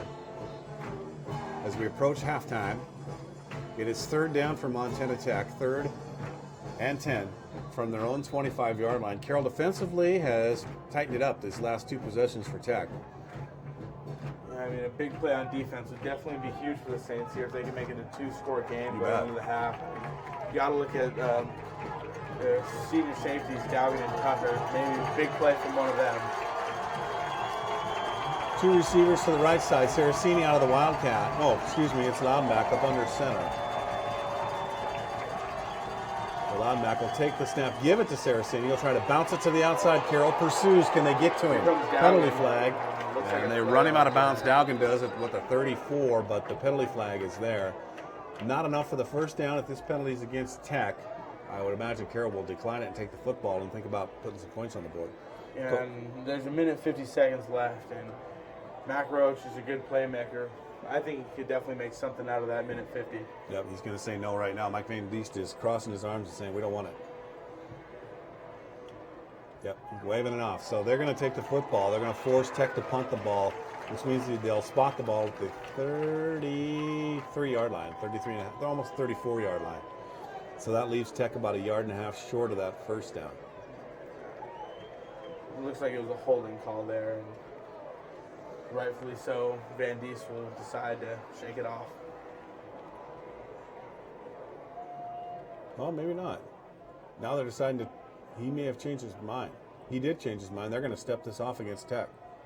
Initially, he was crossing his arms saying, no, we don't want it. We want the ball. Now he's going to back him up. Playing field position is what he's doing. He's counting on his defense to shut him down here and get the ball back to his offense, and they'll be 15 yards further up the field as a gamble. The thing is, the problem is, although it's about 3rd and 15, 3rd and 20-ish, they still have Saraceni on the field, and that guy can make a play with anything. Yeah, he's a nice weapon to have in the backfield, that's for sure. Loudback up under center this time. Taking over from McQuarrie, who got injured. Saraceni gets to the outside. Dowgan's out there with him. Can he make an open field tackle? Yes. Great job by Dowgan there. He's a stud. Getting down at the 26-yard line. So field position-wise, it turns out Carroll gains a couple yards. But looks like a good move there by Van Diest. Looks like they should get a little better field position. So another timeout is called by Carroll to stop that clock and give their offense a chance here with 1:42 to play in the half. Looks like Greger will go back to return this one again for the Saints.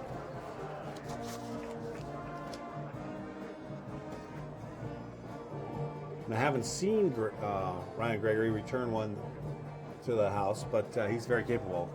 Yeah, I mean, the kid's a great athlete. What we haven't seen is him at wide receiver today, and that's something they were doing at their last home game. That was before they brought Delaney in and before they took Fossum off redshirt year. They actually were playing Gregory at wide receiver, and he's pretty good. Yeah, not a bad move by the Saints. I mean, like you said, he's just a good football player and great athlete. So they look for him to make a big play here on the punt. It would be huge, not only if you could get him a touchdown, but also just for field position purposes. I mean, a minute 40 on the clock, that's not necessarily the most time in the world, but still enough for the Saints to maybe get another touchdown on the board. Slayton Long hangs this one up high, and Gregory fair catch, a late call for a fair catch, really late. Take it at the 32-yard line. Pretty good punt from Long. But Gregory wasn't sure until the last minute that right hand came up. He about got tattooed. The Tech punt team was jumping up and down after he caught it. I mean, they wanted to put a big hit on Gregory, but they weren't able to. He kept himself safe. Good move there. It looks like they'll start out at the 33-yard line. So the Saints take over 1st and 10 with 1:36 to play. No timeouts on the clock for Carroll. Chase Fossum splits wide to the left side. Delaney to the right. And in the slot to the right side is Ryan Arnson. Saints look for a big play here. They're looking to the right side to Delaney. They'll fire the football. He makes the catch. Good job getting out of bounds there to save the clock, too. Minute 30 left. Anthony Nelson in the corner with the coverage and pushes him out of bounds, but not before he gets up near midfield. So he's that deep threat they're looking for this year. Certainly have to respect that speed and give him a little cushion, and Roach that time right on target. Yeah, good job finding him on a little out comeback route and got him out of bounds just in time. They flop him this time, Fossum to the right side, Delaney to the left. And Roach, with his tight end standing in to block, rolls to the right, being pressured. He's going to throw this football into the Tech sideline. Get out of the pocket and throw it away as he's being pressured. Looks like he took a hit there, too. Number 43, I believe, with the pressure. And that is Luke Benz. Well, they have linebackers all over the place, this Tech team. Yeah, they were back there in a matter of seconds, too. Tough for Roach to get it out downfield when there's only just a couple seconds for him to throw. Seems all their D linemen and all their linebackers run really well. Oh, yeah, they're moving. And part of that comes from the energy they're bringing to the field. So 1:23 to play, 28-7. It is a 2nd and 10 for Mac Roach. Pressure coming all over the field. He's in trouble. They got him. And that's tough for Roach. Boy, same guy again, number 51, Drew Schliemann again, a redshirt sophomore linebacker out of Butte. And he just had a huge sack, and this will be a loss of about 15 yards. Yeah. This Tech defense is full of playmakers right now. They're bringing it. And now Tech calls a timeout because they're thinking field position here on a 3rd and long. They'd like to get the ball back and give their offense one more shot. Yeah, minute 12 on the clock. Looks like 3rd and about 25. Roach is going to need to make a play here. That time, Mac Roach, no chances. Chuck Borrell's defense just came flying through. He caught the ball, looked up, and multiple defenders. White shirts all over him, yeah. White shirts with green numbers coming at him from left to right.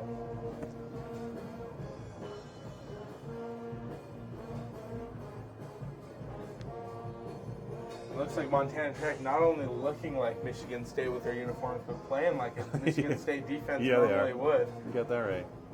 They're all over the field.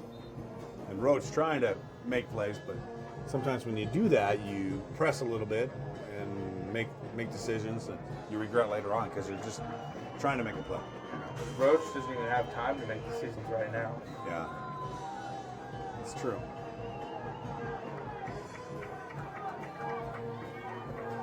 All right, the Saints back on the field for a 3rd and forever. They need to get to the Tech 43-yard line for a first down. They're starting from their own 32.5. So 3rd and 25, and Roach looking to the left side, pressure. Ball gets away, and off the fingertips of Angelo Bell, intended for Delaney on a little out route. So Carroll will punt the football away. So you use all your timeouts the last time when your defense is out there to try and stop the clock and get your offense a chance, and then when you get out there, you get up with a 3rd and 25, and you're punting it back to them, and they still have 1:07 to go. Yeah, I mean, they're going to look to make a big play here, but it'll be important for Torreson to get a nice punt here and keep them in their own field. Exactly. This is when we need a Reese Felton boomer. Oh, yeah. I'm sure they're missing Felton a lot. Yes. Not only his punting abilities, but the swagger he brought to the field, his taunting and his celebrations. So Bray makes the catch. It'll be 1st and 10 Tech from their own 15 with a minute to play. For Tech, tough first half as well. They've scored 28 points. They have a lead, but they lost Quinn McQuarrie again. So they're back to that Wildcat, make do quarterback situation. Dawson Reardon, the backup to McQuarrie, still not able to play. Well, good news for the Saints is Tech's got a lot going running the ball, but McQuarrie out there, probably not going to be able to pass it very much with their backup quarterback, tight end quarterback, Yes. I should say, in the game. That's right. So, we'll see what happens, but looks like they'll probably just move the ball. Yeah, they look like they're going to kneel down here. It looks like they're back. in victory formation with a minute left. Yeah, no timeouts for either team, so this will end the half here. The clock starts the snap, so we'll have to do it one more time, and then we'll be done. They'll run that down, but not the first half Coach Van Diest was hoping for, Daniel. No, but at least they got some points on the board in one of their last drives with that Delaney touchdown, but it's going to be big going into this half. They're going to need to make some serious adjustments. Van Diest and Hallett will work together, not only offense but defense too. They'll need to step it up definitely in this next half. Give lots of credit to Montana Tech. Well prepared coming in here. Their defense is as advertised, very stout, very tough. That'll be the last snap, so that'll do it. But right now it's Tech with the lead, a big lead, 28-7. Both teams to the locker room, make some adjustments, talk about what's going on, come on out and play 30 more minutes of football. At the moment, it is 28-7 Montana Tech. We'll break away. Come back with this for quarters 3 and 4. We'll see you in a little bit.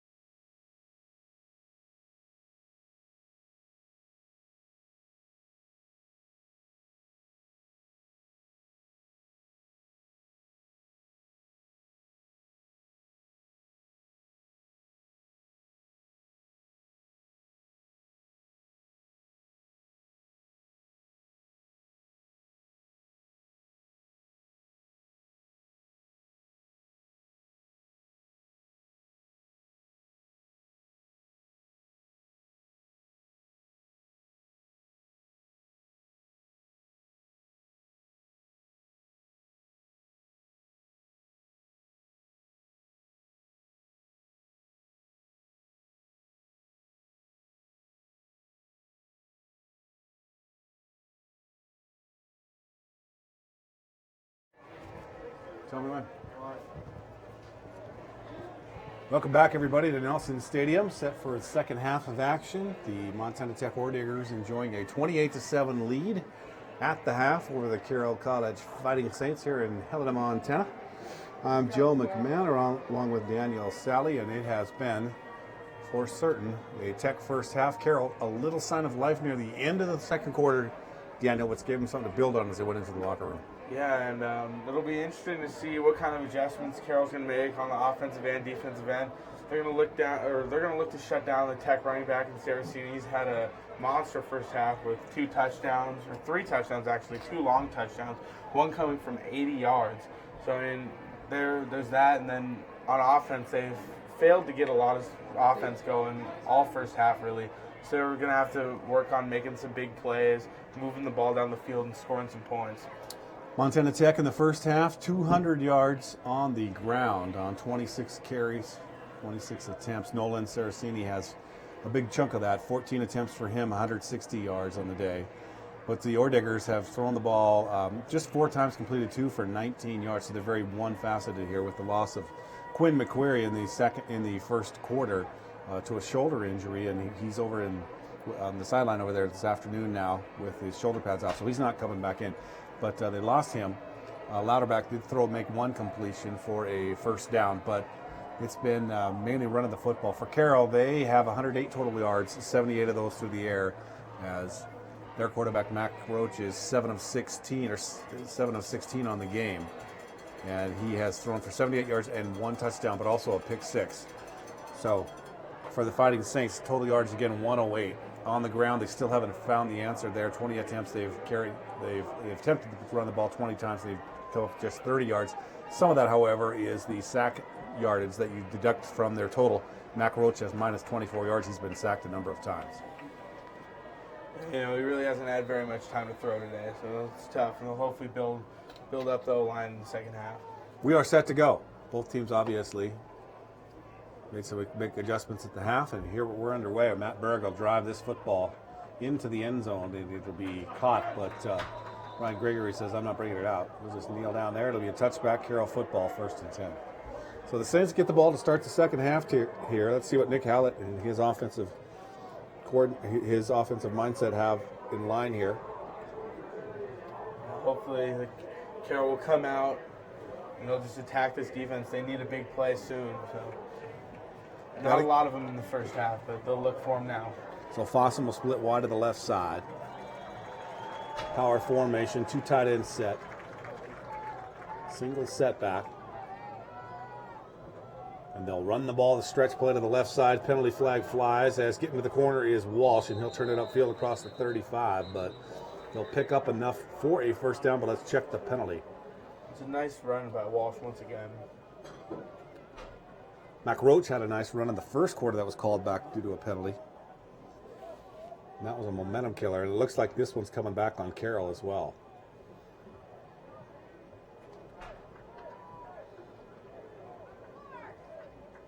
So it may be a holding call. Looks like maybe an illegal shift or an illegal procedure on Carroll. So it's a procedure call. They'll back it up 5 yards, and Carroll, instead of 1st and 10 at the 38-yard line, they are 1st and 15 from their own 20. And now Roach is going to really have to step it up to move the ball down the field on this drive. They'll move Delaney to the left side. Arnson split out wide to the right. Walsh will stretch it again to the left side, try to turn it upfield. And this time, not nearly the success. He is wrapped up and finally brought to the ground. Number 43 in on that tackle, Luke Benz. Must add, nice block there from Eric Dawson, taking his defender to the ground. So it is 2nd down now, and again of 1 2nd and 14 for Carroll. As you can see, they're down 28-7. The time says 14:18 on the clock. We are in quarter number 3 from Nelson Stadium. Again, it was a 19-10 Digger victory the first time these two teams met back in September. Yeah, I'd say it was definitely a different ballgame than this one today. I mean, definitely. The last one was very defensive from both teams. Not a lot of points on the board, a lot of settling for field goals. But now this game's just been blown wide open. That ball through the hands of Chase Fossum, but we have a penalty flag right behind D'Angelo Bell. Coach Van Diest talks to his redshirt freshman there. Says, turn your hands this way. And we'll check the penalty. I think this one may be against the Diggers. As when Fossen came out of that cut, Bell had a hold of him. He's pleading his case right now to the official. Yeah. It's an automatic first down, so they'll step off 10 yards and give Carroll a first down. So what could be a critical penalty there, keep the momentum, some momentum going for Carroll. Yeah, it looks like that was a defensive holding call on Bell. Yep. It was on D'Angelo Bell out of Portland, Oregon.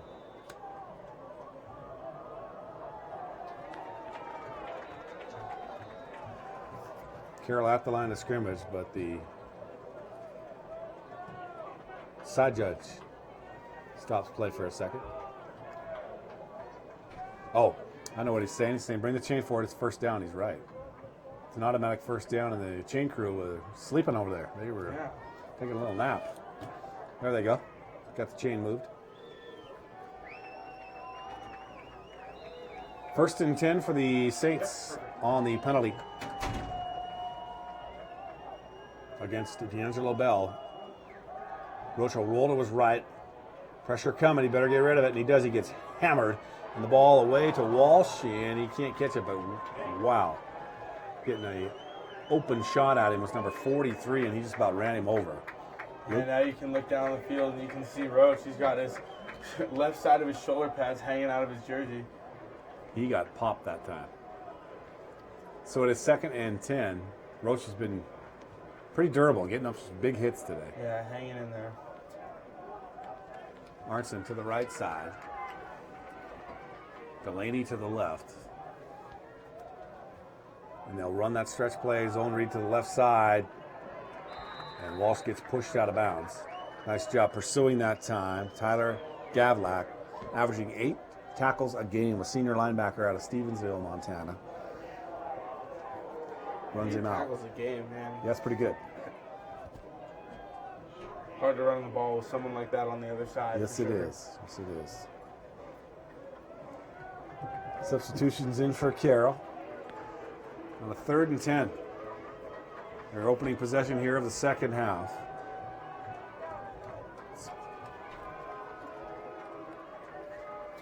Somebody reporting late. Is that the tight end, Dawson? It looks like it is. He lines up. Nope, that's the second tight end. He'll stay in the block. They'll throw the football. And the pass is caught up near the 40, but it may be shy of the first down. Nice catch by number 81 that time. Cameron Nelson? Yeah, that's a sophomore, Cameron Nelson. Just a strong showing today from a lot of underclassmen. But not quite enough for the first down.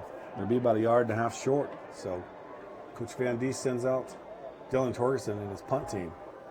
And Alec Braille settle back inside the 20-yard line and await this kick from Torgerson, who's been busy today. Very. 6 punts thus far. He's averaging 45 yards a punt, though. A low snap, goes down, picks it up. Another good punt from Torgerson.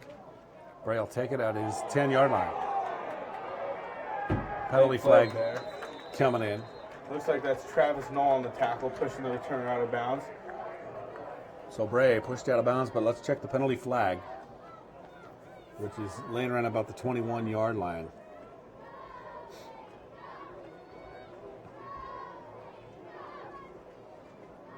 So the Carroll defense will head out onto the field here as soon as they spot this football after the penalty. I believe it's against Tech. Thought I saw a little bit of holding while they were looking to cover the punt, but not sure. You are right. It'll be holding. Good call, Daniel. Right on Montana Tech, the return team there. That'll push them way back from their own field. Looks like they'll be on about the 8-yard line. So 1st and 10 for Tech. They'll take over from their 8. Again, McQuarrie out, so they're running the Wildcat formation. Or lately, they've had Louderback in there a lot at quarterback. Louderback, a junior out of Monterey, California. They list him as a tight end and a quarterback. And he'll hand to Saraceni, which is a good idea. He'll cut it upfield. Reaches the 15-yard line. Makes the first guy miss, but Carroll finally gets him on the ground as he nears the 15-yard line. It's funny how Looks like a little 7-yard run. That's not even a very good run for Sarah City. Yeah, looks For like most people, that's a nice run. Yeah, you kind of look at that and think, well, they corralled him. Yeah. So it's a 2nd and a long 4. One high safety for the Saints. Saraceni trying to get to the outside. Nowhere to go. And the ball, it looks like it came out. Saraceni dropped the football, but the official said he was on the ground. Say he's down. DeBrucker was there to make the tackle, along with number 37, Summerfield, and number 32, Meyer. Looks like a new level of energy for the Saints defense so far this half. If they can hold them, that's huge. A defensive score would be nice. Anything would be for Saint fans. It results in 7 points. Yeah, and now Dominique Cole's been subbed in for the Saints on defense, looking for an extra defensive back. About 3rd and 8, it's a good passing down. Right, so Loudenbach will take the snap, and he will step back, look to throw it. Pressure from the backside. The pass is incomplete. Intended for Alec Bray, who was rolling out of bounds. Pretty good coverage that time by the Fighting Saints. Number 10 right there on the coverage for Carroll, and that is Matt Wymore. So it looks like it's 4th and long, right? Yep, should be. Nope, we 4th got and 8. We got a penalty flag. That's what the delay is. Holding penalty against Tech, and Carroll's going to decline that. Coach is getting a little excited over there, Daniel? Yeah, I'd say so. Tech coach is right next door to our broadcast booth. Much like their defense, they're bringing a lot of energy to this game, too. Yes, they do. That's right. Even their bus driver probably just, Yeah. go-to guy, right? Oh, yeah. Slayton Long standing in the end zone. High snap, goes up and gets it. Pressure coming, gets it away, and this is a terrible that punt. is awful. Gotta say it's gonna go out of bounds. Oh, it takes a Tech bounce though. Bounce. A huge Tech bounce. It hit at the 25 and it bounced up to the 45-yard line. Yes. That Carroll ball. will take it now on their own 45. Or on the Great. Tech 45. Slayton Long, the beneficiary of a great bounce that time, added 20 yards to a punt that was ugly. Anyway, Carroll will have a short field to work with. It'll be 1st and 10 from the 45-yard line. The Tech 45. The Carroll offense is looking for something here, anything. Yeah. Some sort of an answer. This Tech defense we mentioned coming in, one of the best in the conference, for sure. The best in the conference statistically. Yeah, maybe even one of the best in the country. Yeah, they're tight.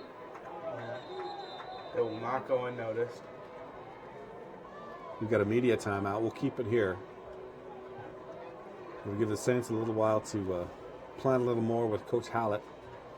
Nick Hallett's been with Mike Van Diest for a number of years here at Carroll. Been very successful. Jim Hogan, their offensive line coach. But your brother knows a little bit about Jim Hogan. Oh, Jim Hogan, Yeah, I bet he does. Yeah, when my brother was getting recruited, Coach Hogan actually paid a visit to our home in Seattle. Great guy. Yeah. Looks like him and Coach Hallett have been with Coach Van Diest since day one, 17 years now. Yes, they have. Yep. So Carroll 1st and 10 from the Tech 45-yard line with 10:47 to play. It is a 28-7 Tech lead. They have been in control since the opening possession when they drove the length of the field and scored. Scored 7 more points on the very next play as David Meese stepped in front of a Mac Roach pass and took it in from 25 yards out. It was 14-0 at that point, and it's been all Tech since then. Carroll finally got on the scoreboard late in the second half, or in the first half, excuse me. And that was a pass to Stephen Delaney from Mac Roach.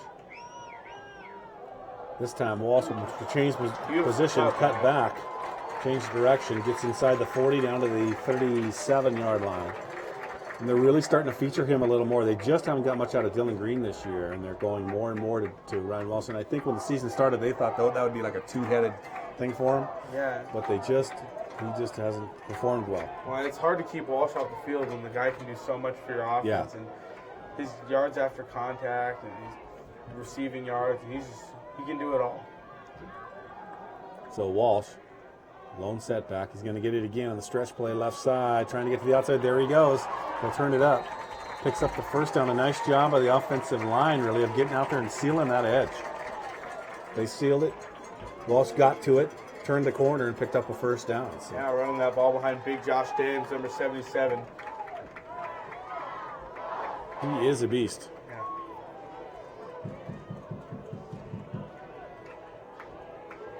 So the Saints, 2 plays and a first down. We'll send Delaney to the left side, Fossum to the slot on the right side, Arnson split out wide to the right. Roach will look to the right side, throws the ball, threw it behind his receiver. He had him open. It was Delaney on the slant pattern there, post pattern, and he threw it behind him a little bit. It's a tough one for the Saints. Found an open receiver, had the time to throw, and just couldn't put it together. Yep. Everything was in place, so he just couldn't make the connection. And in Roach's defense, obviously he hasn't spent a lot of time throwing the ball to Delaney in reps over the summer. I mean, we didn't anticipate he'd be here. In fall camp he wasn't there, so. Yeah, it's definitely hard to just throw someone into an offense a few weeks into the season. And to have that rhythm with him and that connection. All right, here we go. That's Walsh, and he'll reach the 30-yard line on that carry, but he'll leave Carroll with a 3rd and 7. Defensively that time, in on the stop, number 42, Jacob Crawford, a senior defensive lineman from Tumwater, Washington. Now we got a big 3rd down for Carroll. Let's Go Saints fans beginning to ring in Nelson from the crowd. Although they're down 3 scores, Saints fans remain faithful. Well, plenty of time left. We're in the 3rd quarter, 9 minutes to still play in the 3rd. So 24 minutes or so of football left here. Roach, here they come. Pressure coming. They'll fire the football, and he overshoots his intended receiver. Delaney was trying to get it to down here on the left-hand side, but the pressure forced him to release that ball ahead of time. He saw it coming and had to step up and throw. Yeah, it looks like they rushed maybe 6 or 7 guys on that. Yeah, that's tough. They did. Now it'll be 4th down, and they're going to keep their offense on the field. Offense is going to stay out there. Howland and Roche are having a little meeting deciding what they're going to do. So field goal wise, it would be a shot. It would be 47-yarder, 48-yarder. And with the Saints kicker situation right now, it's probably not the best move. And they're definitely a little too close to punt it, so I think a solid decision here. Fossum wide to the right, Ritter to the left side, Arnson in the slot to the right side. They're looking to Ritter, and Roach is in trouble, and down he goes. Again, in the arms of number 67 from Montana Tech, he drops him to the ground. There's that defense again, flying all over the field. Lots of celebrating, lots of energy. That is sack number 4 for Montana Tech, and we are just less than halfway through the 3rd quarter. They've already got it 4 times. But a huge play there. They just came after him.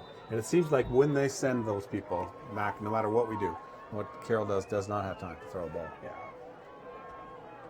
I mean, it's tough when you got 5 blockers and 6 or 7 rushers, especially with their level of talent. Things just not following the Saints' way right now.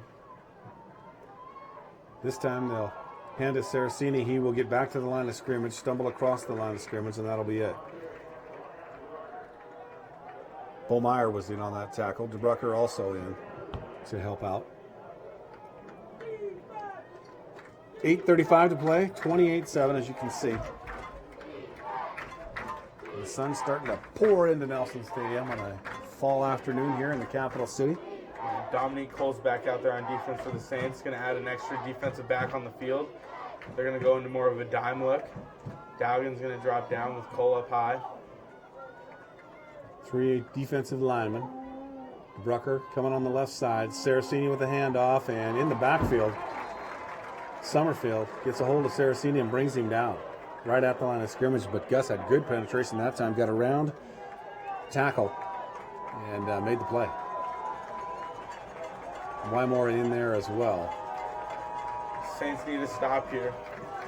It's going to be killer for them to go down by 4 scores. So this is a really big 3rd down. 3rd and 9 now for Tech. Andrew Loudenbach, junior tight end, quarterback, playing quarterback at the moment. Empty backfield now for the Ordinators. Looks like Loudenbach is either going to carry it himself or throw the ball. Crowd very excited for the Saints. Looks to pass, pump fake, a hook and go, and it's not there. Looks to his secondary receiver, that's not there. Decides he's going to take off. There he goes, and he stumbles ahead. We got a penalty flag comes like a in. late flag after Shane Durbin makes the tackle. Yeah, it looks like a holding call. Got a flag back here. The officials give us the indication. Yep, it's a holding call against Montana Tech, and I'll bet Van Diest will take it. They're going to be short picking up that 1st down. Oh, are they? Looks like Carroll's going to decline this one. Yep, you're right. They are. They're going to take the ball. Coach Van Diest? not thinking along the same lines I am, that's a good thing. But he'll say no thanks, and they'll punt the football away. Tech will. Probably wouldn't even be a bad move for Tech to go for it here with how good Saraceni is. But they're going to bring out the punting unit, and they're going to play it safe. Give Carroll worse field position than they would normally have. Slayton Long looking for a better punt than he had last time. Yeah, he got bailed out by that lucky bounce. He'll kick it away from his 38-yard line. Ryan Gregory floats up and just fools everybody. Except the ball's going to die. Bounce. Great punt. Looks like it'll be down at the 2-yard line. Look. A couple of things happened there. Gregory fooled the coverage. He came up like he was going to field it, and the ball was completely over on the other side of the field. They didn't see it. But then the ball bounced a Tech way and inside the 5-yard line. It'll be 1st and 10 from about the 2. Yeah, no one there to save it, but the ball just died right in the right spot. He has been the beneficiary of some good rolls today, Slayton Long. Absolutely. Comes home to Helen, Montana, his hometown, and does well. May not look the best off the foot, but once it hits the ground, there you go. Money. So immediate timeout, 28-7. Carroll trails Montana Tech. We'll take a break.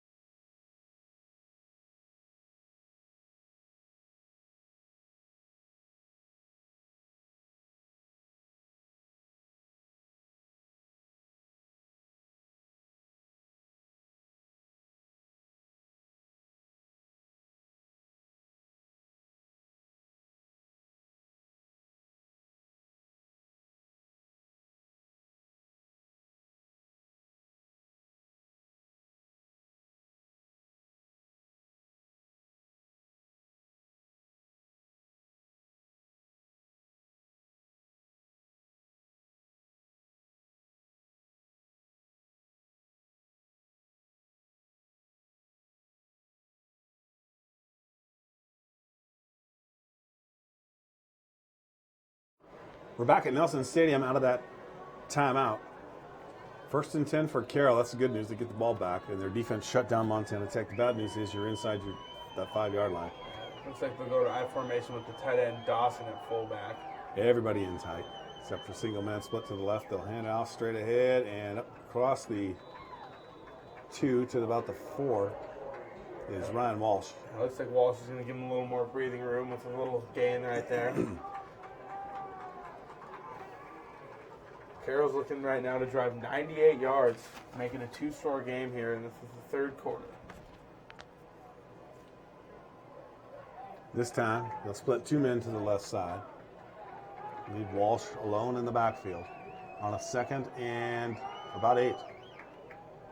Walsh will cut back, drops the ball. Ball's down. That ball is down, and Tech may have it. Tech player's already pointing in their direction. First guy with a shot at it had a white jersey on. I could see that from here, but I don't know if he was able to recover it. Yeah, it looked like a misdirection handoff there. Looked like a backside pulling guard, and it looked like Walsh just got the ball hook when he was cutting back, and now Ordiggers are going to have that ball, and that's just tough for the Saints. They're going to have it on the 3-yard line with Saraceni in the backfield, and that's basically an automatic score. So the Carroll defense called on again to hold Tech to a field goal here on a 1st and 10 after a fumble by Ryan Walsh. Put the ball down inside the 5-yard line. Tech recovered. And that is just a huge blow to the Saints. Oh boy, there. yikes. That deep in their own field. 6:04 to play here in the 3rd quarter. 28-7 the score, but the Diggers knocking on the door. And for Carroll, not the way you wanted the 3rd quarter to go. That Tech defense, though, as I mentioned a couple of times today, coming in, giving up the fewest yards in the conference, statistically. And they are as good as advertised. Out of the Wildcat formation is Saraceni, and we've got a timeout called by the Tech coach.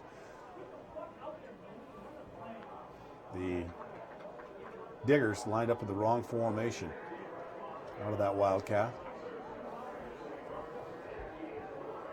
So the coach on the sideline running down the sideline, calling that timeout before the ball was snapped.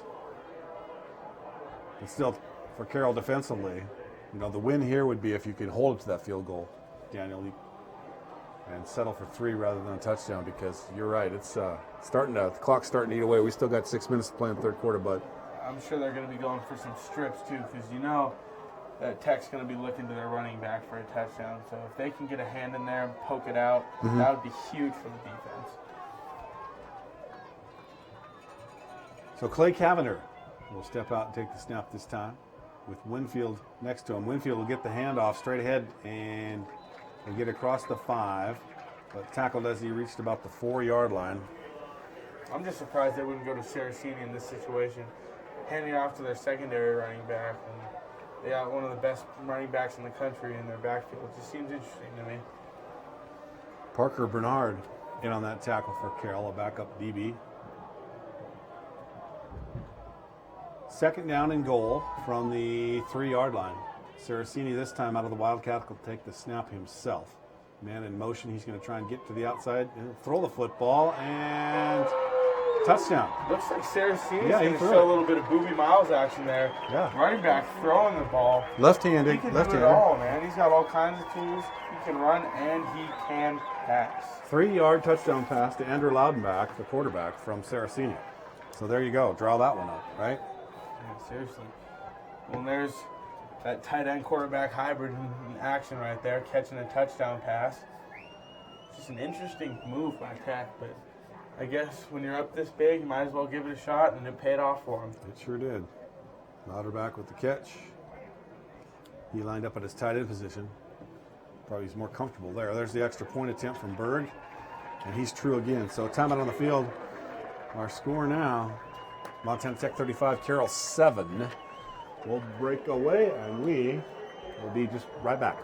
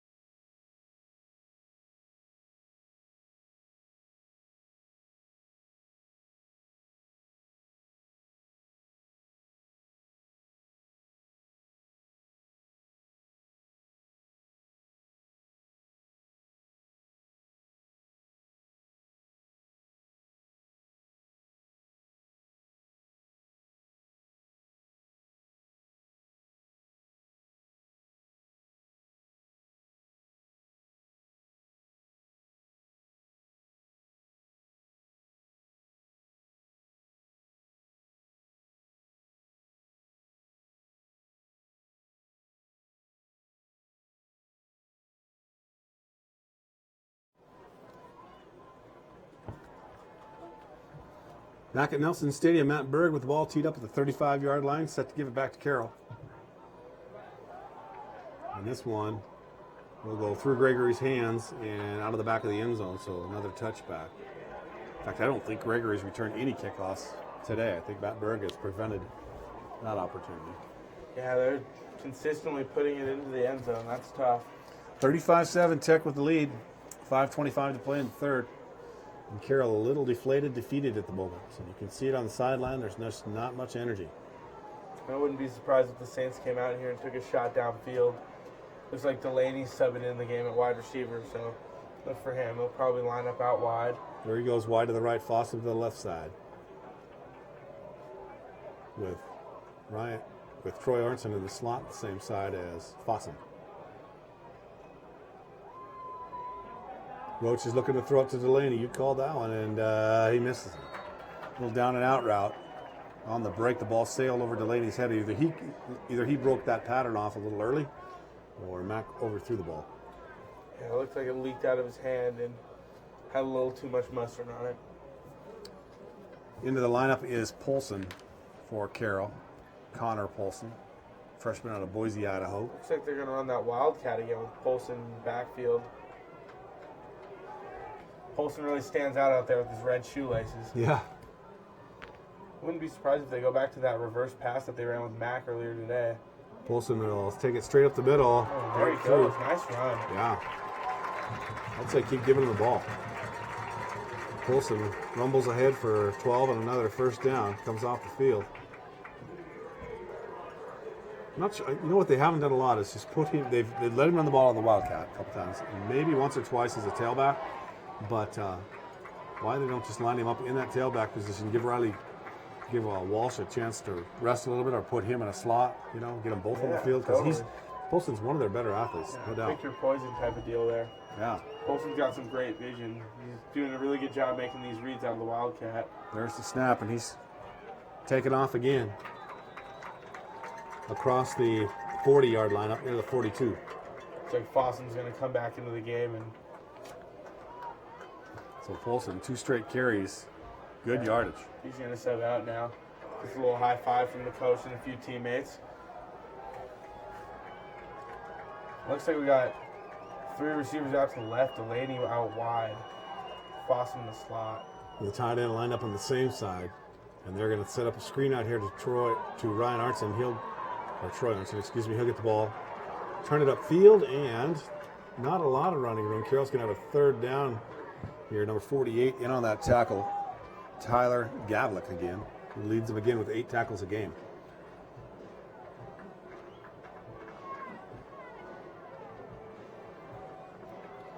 So 3rd down for Carroll, a workable 3rd and 3 as they near midfield.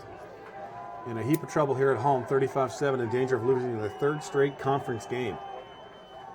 After dropping a heartbreaker to Southern Oregon last weekend, they are getting blown out here. Look at all the pressure coming now. Oh my gosh, no place for Mac to go. Nowhere to move. You can't step up. You can't step back. 5, 6 guys coming, and they converged on him. Being surrounded at every dimension.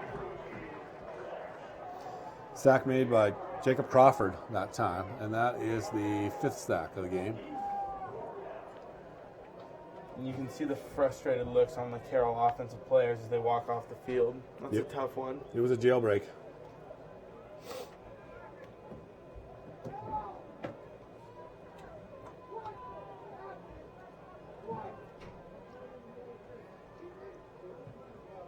Punts away from Torgerson. Good kick. Bray will let it bounce.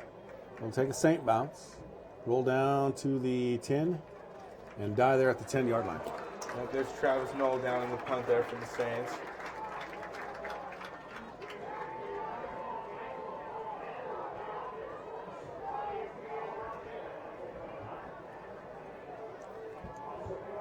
So 1st and 10 for the Ore Diggers with 2:43 to play in the 3rd quarter. And you can see some of the crowd heading to the exits, and that doesn't happen very often at Nelson Stadium. But some of the faithful saying, okay, that's enough. Go back to the parking lot for a little post-game tailgate. There you go, yeah.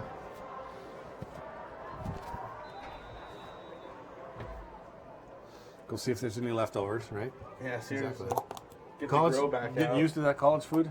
Oh, yeah. Yeah? It's tough, but, it's part of life, I guess. That's right. First carry to Bunny.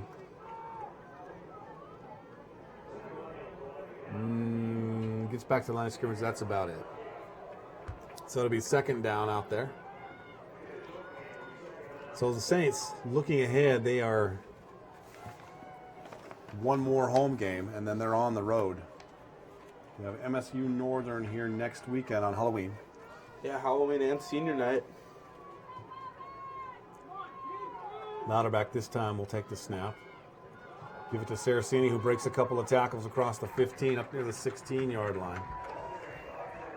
So Nolan with about 5 more yards gives him 168 on the day with 19 carries. And they're right back at the line of scrimmage, ready to go. Lauderback.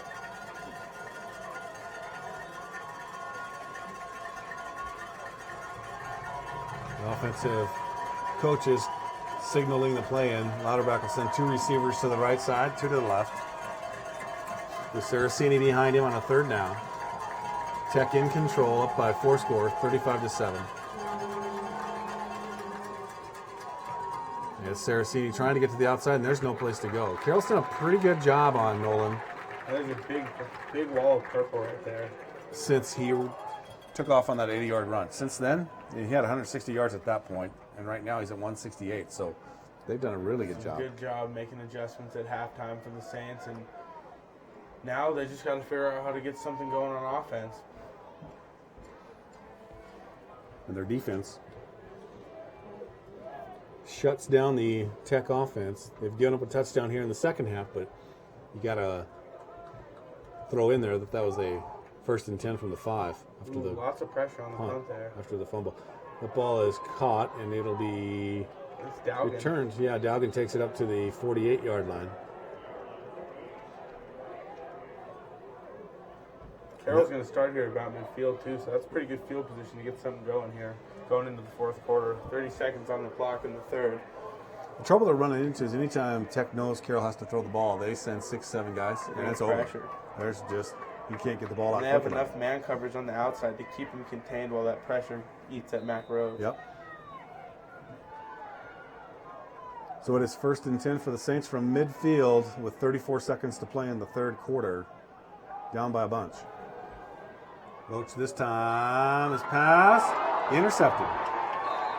And you won't see. He tried to take it to the ground. Yep. It looks like he got popped up, and the Tech defender ran right into it, came down with it. Yep, he was trying to juggle it as he was going down to catch it. The ball popped up in the air. Number 23, Johnny on the spot. Will Davey intercepted the football before it hit the ground. And it'll be 1st and 10 Tech. The Saints offense just cannot catch a break right now. Ugh. Last 2 possessions, turnovers. Fumble inside the 5, and then this. Fumble inside the 5, and then this one wasn't on Roach, though. Very unlucky interception there. Yep. Delaney making a strong effort to catch it and just bumped it up a little too high. Coach Van Diest can't be upset with that effort. I mean, he was trying to bring the ball in. Looks like linebacker Reese Quady subbed in for the Saints. Pass complete from Loudenbach out to number 10. Sean Sullivan, a redshirt sophomore from Red Lodge, Montana, makes the catch. Picks up 3 yards. Nice tackle there by Gregory.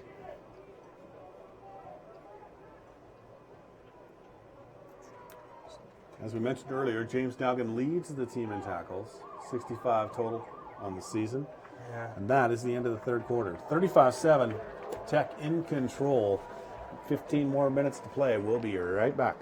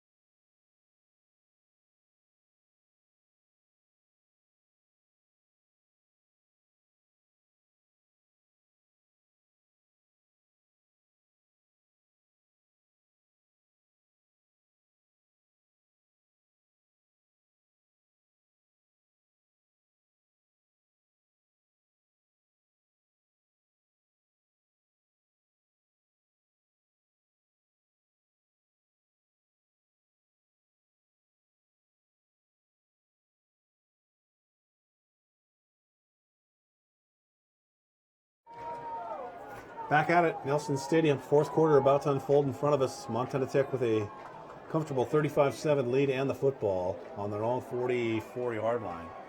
It looks like the Orediggers are very happy with their performance. The Sweet Caroline place of the stadium, you can see lots of players in white on the opposing sideline dancing to the music. That's right. Daniel Sally, Joe McMahon with you from Nelson Stadium. Glad you could join us. 3-man defensive front for Carroll. Clavender will take this handoff. Cavender will. He'll try to get to the outside. Dowgan's chasing him.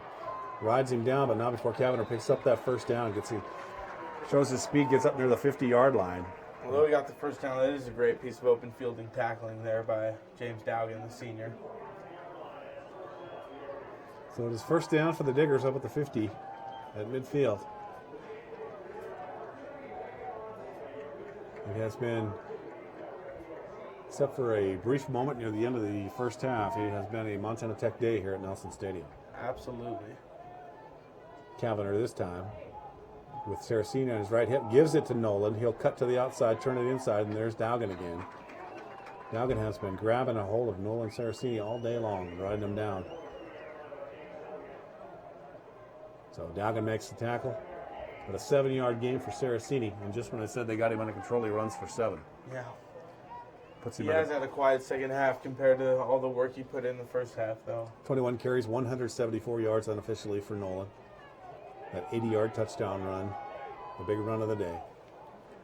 Late substitution for Carroll, getting in there on the defensive line, number 44. It's Reese Quady. So Quady gets in on that tackle as Saraceni takes the snap and takes the football and gets dropped just inside the 45. Quady gets his hands in on that.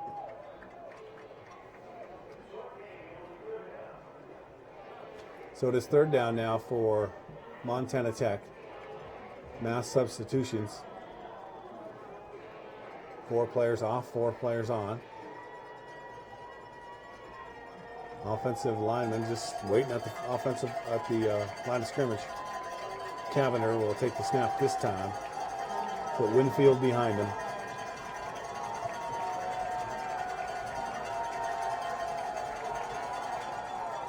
And give the ball to Winfield. He's got nowhere to go.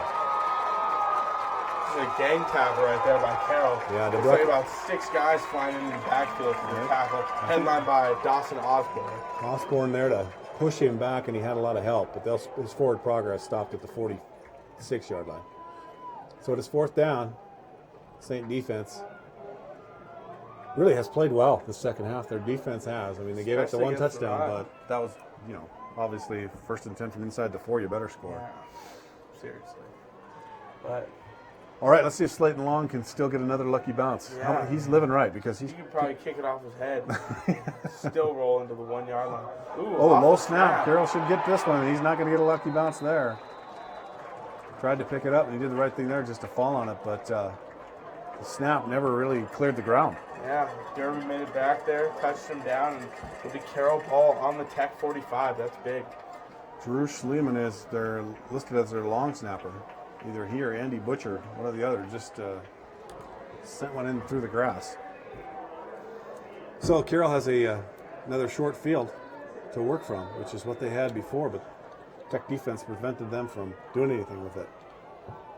Roach under center this time. 2 receivers to the left. That's Fossum wide to the left side. Arnson in the slot that side. They'll turn and give the ball to Polson from the tailback position, and he'll rumble across up near the 40-yard line, pick up 4.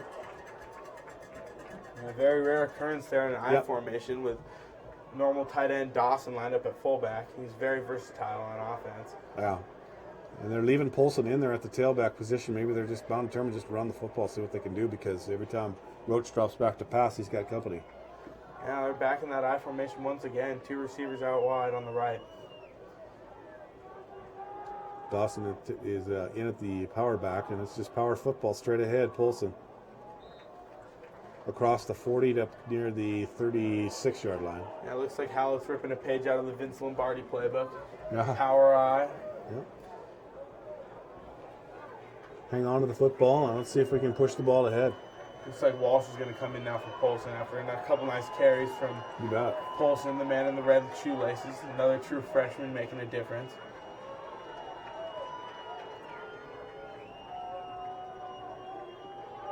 Wide to the right comes Fossum. Walsh behind Roach. The pressure coming, and Walsh has no place to go. Sack number 6, and that one, it's number 31, gets his hand in there, Zach Hulse. It looks like they had 8 guys in the box on that one, too. That's just nothing you do about that. Play action, you got the blitz, down on some blockers, up on some blitzers, and that's just nothing you can do there. Hulse was there when he set up, reached out, and just took his legs out from under him, and that was it. In fact, Roach really had no time really even to look downfield. Yeah. He has no idea who was open. He couldn't in that time. Blitzing definitely paying off for Tech this game. Torgerson will try and pooch this one. Bray fakes the fair, or steps up like he's going to take it, and he can't, but Carroll may have downed it inside the 5. I think they did. Yeah, it looks like Vince DiGianardo just saved that from going in the end zone and passed it over to his teammates, and they downed it. Nice play by DiGianardo. Looked like another Reese Felton punt there, too. Yeah, it did. Yeah, they don't make many like him, right? That kid was something else. great on and off the field. Yes, he was.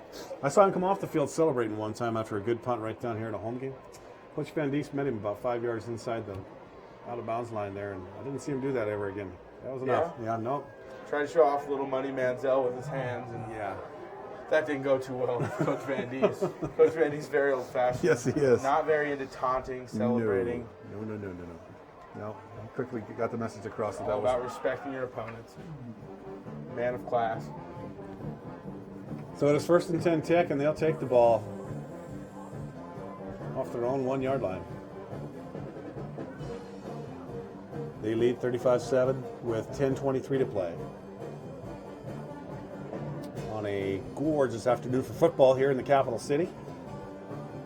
Joe McMahon, Daniel Sally with you on the campus of Carroll College. A lot of additions being built, construction going on here at the PE Center. Yeah, it should be a beautiful piece of work when they're down there. And you'll still be here, right? That's right. Yep. You enjoy it. Help pay for it too, thank you. Yeah, very excited.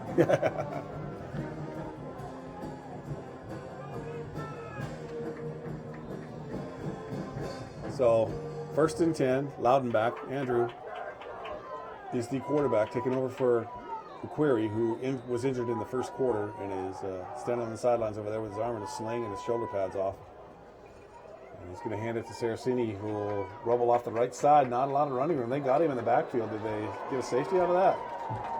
Nope. Looks like they're going to give him forward progress there on about a half-inch line. Carroll defense trying to convince the official, side judge, that was a safety. He said nope. So yeah, it's a 2nd down from inside their own 1 yard line. And for Tech right now, they don't have really a deep threat, Carroll has to really respect. So Carroll. Well, not only that, they don't have their quarterback to send it downfield. They got their backup in, so they're just going to stick to the run game here, especially when they're on their own 1. They can't afford to take a sack or anything like that. Nodding back under center, he'll take that snap, hand it to Saraceni again, and there he goes. Oh, Saraceni. It is a sprint. This could be a 99-yard touchdown run. Gregory's trying to catch him. No, he's not going to catch him. No. Saraceni cruises into the end zone. Give him 99 yards on that run. That's not bad. Throw him on. Did I just mention a few minutes ago they've done a pretty good job of shutting him down? Yep. That's over. He leaked, and there he goes. Yep. Just a play before that, Saints thought they had a safety, and now, next play, they turn around, and there's Saraceni, 99 yards to the house, and that should put this game out of reach for the Saints. That'll put the stamp on it. Yeah. Straw that broke the camel's back.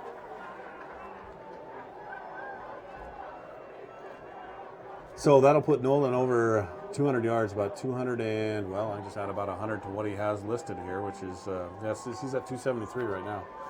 So that's pretty good. Not a bad day. Yeah, 273 on 24 carries, averaging 11.4 per carry. I mean, he might make player of the week. What do you think? Yeah. I wish I had him on my fantasy team. That's all I'm going to say. There you go. Berg drives it through. 42-7 our score. But no, all kidding aside, he is a talented athlete, and he's having a career day here at Carroll College. I mean, when you got 2 touchdowns over 80 yards, that is just impressive. 4 total touchdowns on the day. And, of course, the longest run of 99 yards. I mean, it doesn't get longer than that. That's where it stops. I think you also have to identify and realize that he's doing this with no passing game to balance their offensive attack. Carroll knows they got to run the football. Yeah, their offense is one-dimensional. It's very Carroll's one-dimensional. blitzing. Right. Bringing 6 or 7 guys into the box. And so the offensive line is doing a great job of picking that up and opening just a little seam. That's all he needs. And when he gets it, look out. Yeah, that guy's great at finding holes. He's got great vision, great cutting ability, and, man, he can run once he gets in the open field. It is very impressive to see a guy like that. So the Diggers tack on another one. It's 42-7 with 9:23 to play.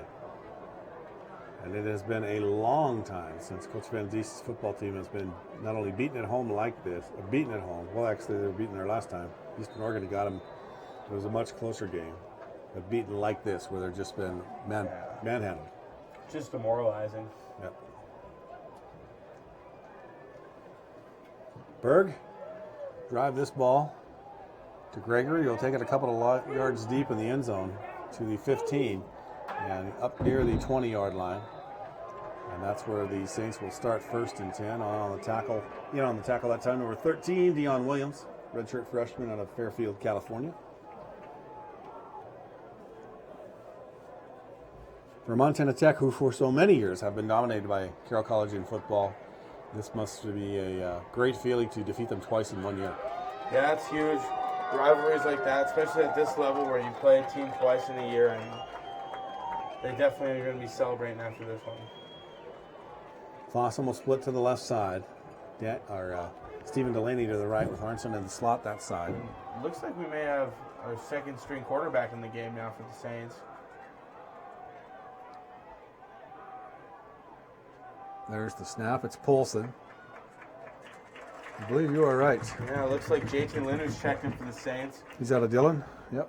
Might as well keep Roach safe on the sideline. If game's a little out of reach, he's been taking a lot of hits and can't afford to take any more, I guess. So Linder out of Dillon, Montana, is a junior, 6'2", 217-pound junior. And he'll take over for Mac Roach, who's had a tough day. He hasn't had a lot of time to throw the ball, and when he did, pretty good coverage. He's thrown a couple of interceptions. Hand off to Polson. He tries to spin and get out of there, but nice job defensively. Number 52 makes that tackle for Montana Tech, and that is Levi Dawes. He's a redshirt sophomore from Helena Capital High School. And at this point, I think the Saints can't help but look forward to next week, because next week they're going to come in, they're back at home, and they're going to try to forget about this loss with a game against Montana State Northern, who's 0-6 right now, and that should be a good victory for them next week, so we'll see how that goes. 8:02 to go. Clock on the move. Both teams with plenty of timeouts left. Carroll has 3 of them, but when you're down 42-7, you're not going to be using a bunch of them. Fossum will split wide to the right. 3-man front for the Diggers and a penalty flag. Do we have a delay game? We do. So the play clock ran down. That will be another penalty against Carroll. Their 5th of the game. 6 sacks on the day for 60 yards. A loss of 60 yards for Carroll. And for the Diggers, I guess, against Carroll, I should say. And for the Saints, they have not sacked the quarterback, although Tech has not thrown the ball much at all. Haven't had to. Linder is going to throw the ball downfield to Fossum, overshoots Chase. Coverage that time provided by number 24, Anthony Nelson, for Montana Tech. And Carroll's going to punt the football. So if you have a second string punter, now would be the time to get him in. It's because this is Torgerson's 10th punt of the game. Mm-hmm.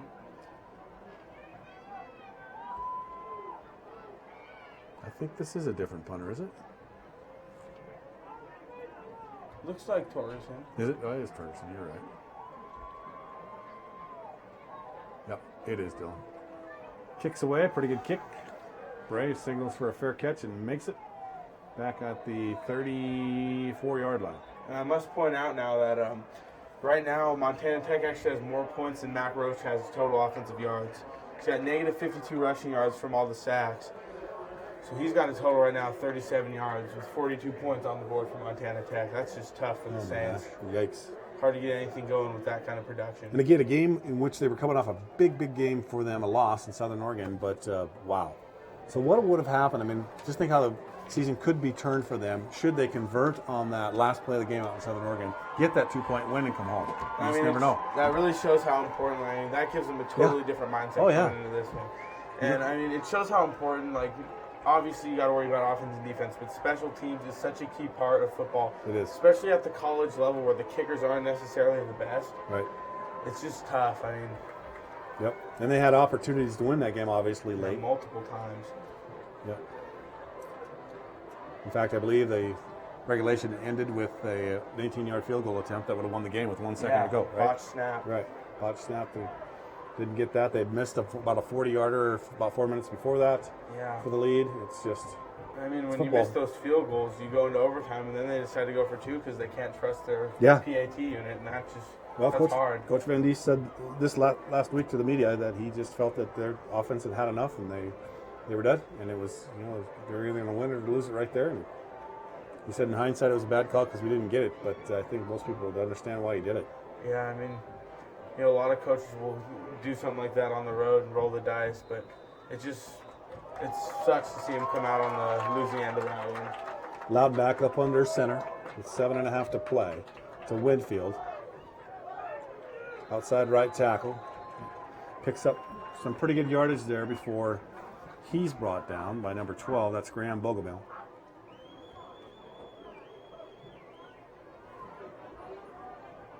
Zach Winfield picks up about 7 yards on that carry. I think Saraceni's probably done for the day. Yeah, might as well keep the Golden Boy safe.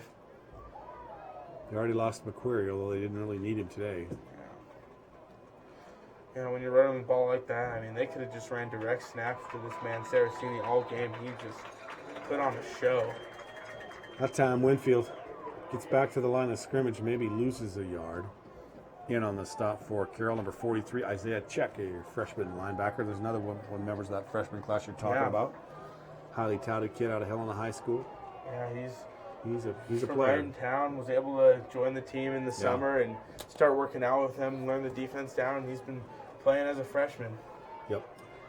Not only on defense, just a lot on special teams. He's a good reserve, and I think Van Diest is looking to use him a lot next year. Wearing Sean Bloomquist's old number. He wasn't a bad linebacker himself. That's hollow ground right there. There you go. Sean Bloomquist, he's got the Carroll career record for tackles for loss. So, I mean, he's a pretty special player. Winfield gets to the sideline. Picks up close to what they needed for the first down. Let's check and see. Yeah, they're going to bring the chain ahead. They got it. Sideline official says, yep, first down. So Winfield picked up just enough. Lots of substitutions on both sides right now. With 6:03 to play, the clock on the move. I don't anticipate Tech's going to throw the ball at all. They're just going to grind it out here. Get as much time off as they can. Yep. They're looking to go home soon. They'll go to Winfield again, straight ahead on the right side. Tackled by Isaiah Check, who I mentioned just stepped in. Winfield picks up a couple. Winfield, another Helena High product. So Check and Winfield, both from Helena High School. Second down. And about 8. So for Carroll, they're going to have to... They're going to have to rally this next week and figure out, plug some holes and get ready for Northern. Yeah, I mean, they're going to go into the room, watch some film tomorrow, and they're going to need to have a great week of practice just to come out, have a solid senior day, and get another one added to the win column, hopefully. Short gain that time, and on the tackle for Carroll, number 44, Reese Quaid. Yep, Quady. So it is 3rd down and 10 for the Diggers. Yeah, it'll be a tough week of practice, obviously, coming off a loss like this at home. Yeah, I mean, it hurts, especially to the rival. Yeah. They've spent so much time preparing for this game, and just to come out and the execution doesn't work out how you planned, it's got to sting a little bit for this Carroll coaching staff and team. Hand off to number 28, and he has no room to run. Carroll gets him in the backfield. That's Hunter Getmeyer. He's a redshirt freshman from Bozeman High School. And that makes 4th down. And I would imagine Tech's going to punt the football. Why not when your defense is playing as well as they are? I mean, I guess to find a little silver lining, Van Dies's got to be happy with these guys in the game right now. You got redshirt freshman Quady and true freshman Isaiah Sack just combining to make a tackle there, too. It's awesome. Yep, they seem to be everywhere. Yeah. Looks like they're going to establish a pretty solid young core for the future. And at some point, with this loss, obviously, I think it's a pretty good foregone conclusion. There will be no playoffs for Carroll this year. Yeah. It's 3rd conference loss, so this is the time you can start building for the future. Yeah, 3rd conference loss in a row, too. Yep. So the punt is fielded by Gregory. He steps out of bounds at the 6-yard line. 7-yard line, 6-yard line. That's where Carroll will take over 1st and 10. Looks like the Saints are going to send out Linder, the backup quarterback, once again.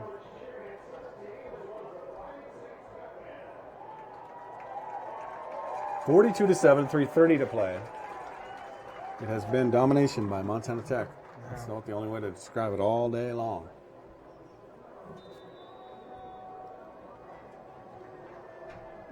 And with a defense like this, I think Montana Tech's going to be a strong team going to NAIA playoffs. Absolutely. Absolutely. Yep, they have an opportunity here. If they get, especially if we get McQuarrie back. Yeah, they got a beautiful running game and a defense that just plays like no other. They fly to the ball. They have a killer mentality out there on D. So Polson across the 10-yard line, picks up 6 on that carry. He has got more carries today than he has in a long time. 9 carries, 51 yards for Connor before that carry.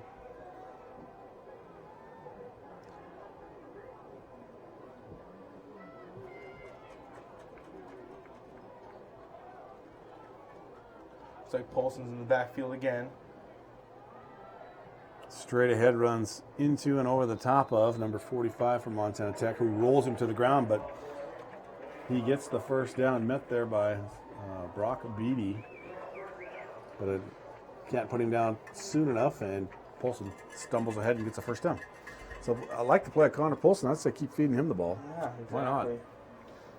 Give Ryan Walsh a break. He can be that, as you mentioned before, he's a multifaceted kid, Walsh is. He can flank out, run the, play him as a receiver, split him out. Yeah, it looks like the Saints are just going to the run here, running the clock out. 2:25, 2:24, clock on the move. They want to get off the field. Back to Polson now. Yep. In on the tackle, number 52, Levi Dawes out of Helena Capital High School. Ray and Stacy Dawes are his parents. He had a big career at the high school. It's really tough to even pick out a specific strong suit of this Tech defense. Their D-line's making plays, their linebackers are all over the place, and their DBs are keeping these Carroll receivers to an absolute minimum. They were well prepared for this game, and they have performed that way. Yeah, you can just tell they spend a lot of time game planning, watching film, studying up on these guys. Mainly on the offensive side, too, because last time they were only held to 19 points and 1 touchdown, and now they got 42 on the board. If Polson breaks it. Yeah, Polson breaks loose. Gets up across for a Saint. That went over 30 yards. Yeah, Van Dies's got to be happy about that one. I think Polson's trying to make a statement here, saying I want to play. Yeah, he's going to I'm keep ready. On the field, coach. Yep, I want to play. I'm here to stay. Especially against a defense of this caliber. That's no joke. And I'm sure they might have some backups in the game after taking such a big lead, but he looks good. Linder will turn, give the ball to Polson again. He will hesitate, put his head down, get what he can across the 50 or inside the 50 down to the 46-yard line. So both teams just playing it out here with under a minute to go. 42-7 looks like it's going to be our final unless somebody breaks one here. And for Carroll, as I mentioned, a couple times they are home next week against Northern, a team that has yet to win this year and has been rocked numerous times. So for Carroll, it's a time to get things right as they head into their final 3 conference games of the 2015 season. Disappointing day on their home field. And that might be the last play of the game. 20 seconds on the clock as the clock runs down. Linder's going to walk over it. I think that is the way he's coming over. I think that's it. Yeah, that'll do it. Yep. Montana Tech celebrating a huge rivalry victory. And that's it. 42-7. Montana Tech is up. And so while they walk across the field to shake hands, we can look at the final statistics that we have in front of us here, and it's not pretty for Carroll, but for Tech, it's domination. I mean, absolutely. I look right away. The first thing that jumps out: 484 total yards for Tech, 140 for Carroll College. So just 350 for Montana Tech, 140 for Carroll. Yeah, especially Mac Roach, 37 total yards of offense, negative 52 rushing yards. Those sacks really added up. Yeah.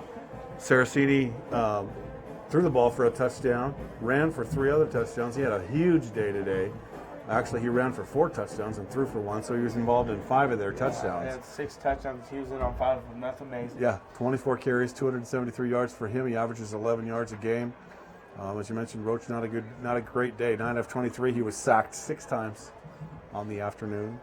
And it's a dejected Fighting St. football team shaking hands with their rivals from 60 miles south, the Tech Ore Diggers. And that'll wrap it up. So, I don't know. I guess a week of practice will let us know what they're really made of, because they got to be ready to play Northern next week. They can get beat at home again if they're not careful.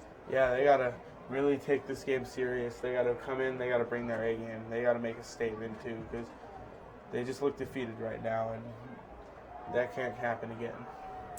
So our final from Nelson Stadium, the Montana Tech Ore Diggers come into Helena, Montana, and manhandle Carroll College 42-7. And that'll wrap it up from Nelson Stadium. With Daniel Sally, I'm Joe McMahon. Have a good evening, everybody.